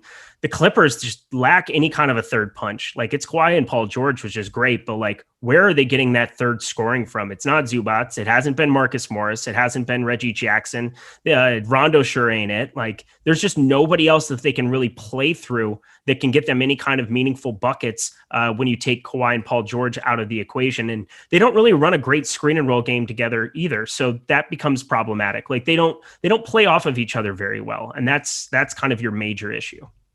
All right, 4 minutes to go until Eric and I are gone. I did notice the Yahoo just posted the salaries for tomorrow's contest on Saturday. So I think we could do a quick look over at that. That'll be a good way to close the show. And then also, guys, don't forget, Yahoo is the presenting sponsor of our show today. If you have never used Yahoo before, want to go make your first deposit, use the promo code Awesemo. If you make a deposit of $5 or more, you get $30 in free play money. And you could use that to enter tomorrow's NBA Baller contest. $8,000 in prizes, $2,000 to first place. So, Eric, I don't know if you've looked at this at all in the last couple of minutes that it's been posted, but the high-priced options today, Russell Westbrook, who's considered questionable to play, Giannis Antetokounmpo, and Nikola Jokic, and then Joel Embiid is at $47, Jokic $53, Giannis $55, Westbrook $58. Just off the top of your head, obviously, not taking this too seriously, just kind of a look ahead at the contest that Yahoo's running tomorrow. Who would be your priority spend-up option of the group? Well, I got to assume, so we have no idea. Russell Westbrook's going to do probably everything within his human power to play on this game. He sat out of practice. That doesn't mean anything to me. Like, Russell Westbrook missing practice doesn't matter. But we'll have a better sense when we wake up tomorrow morning, kind of what we're looking at with that news coming down the pipeline. Giannis Antetokounmpo is the best fantasy player on the planet. Best fantasy rates well north of 1.6 Yahoo points per minute on the season. Playing minutes high into the 30s most of the time, anytime it's been close. The last 2 games have not been close, but we saw the overtime game, 45 minutes in that first one. I got to think that it's still going to be Giannis for me out of everybody there. He's the toughest to get to at 55, and salary, they make it very difficult. Again, it's sharp pricing, but if you give me one guy the night before, I'll just take the best fantasy player on the planet.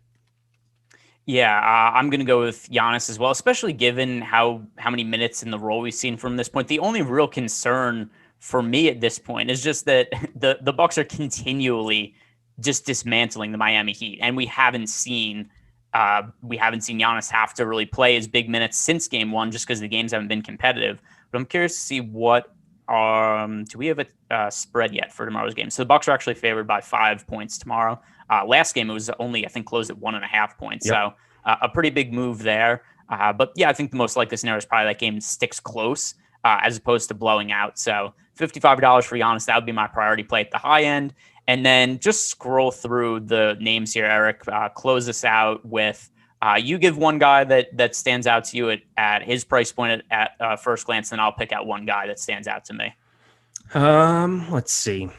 I mean, I want to talk about the Russell Westbrook situation because that game doesn't start till 7 p.m. You have a 4-game main slate. You're starting up at 1:30, 10:30 out here on the West Coast. If we get any kind of word that that Russell Westbrook's going to be hindered by, well, I mean, he's obviously going to be hindered. He sprained his ankle, but if he might be out, I think locking in a spot with a guy like Bradley Beal right out of the get-go feels like something that I would be very, very interested in doing on this slate. All right. So for me, just scrolling through the price, somebody that stands out is Goran Dragic at only $18. So really cheap price. I assume Dragic is going to start. He's going to play as many minutes as he can handle. He started last game for Miami. It went poorly. They lost by a lot of points, but I think they're going to ride with Dragic. I think they're going to prioritize playing Dragic as many minutes as he can handle. Jimmy Butler, Bam Adebayo, all a bunch. So that is going to do it for us today, guys. The important takeaways here. Sponsor, Yahoo, first deposit. Use the promo code Awesemo. Make a $5 deposit, get $30 in free play money. Also, go follow at Eric Lindquist on Twitter. And also, enjoy your weekend, enjoy the holiday. I hope a lot of you guys have off work on Monday, and then enjoy your time with your family. And hopefully it doesn't rain because it's already pouring here. Is that the send off? Are we done? Mm-hmm.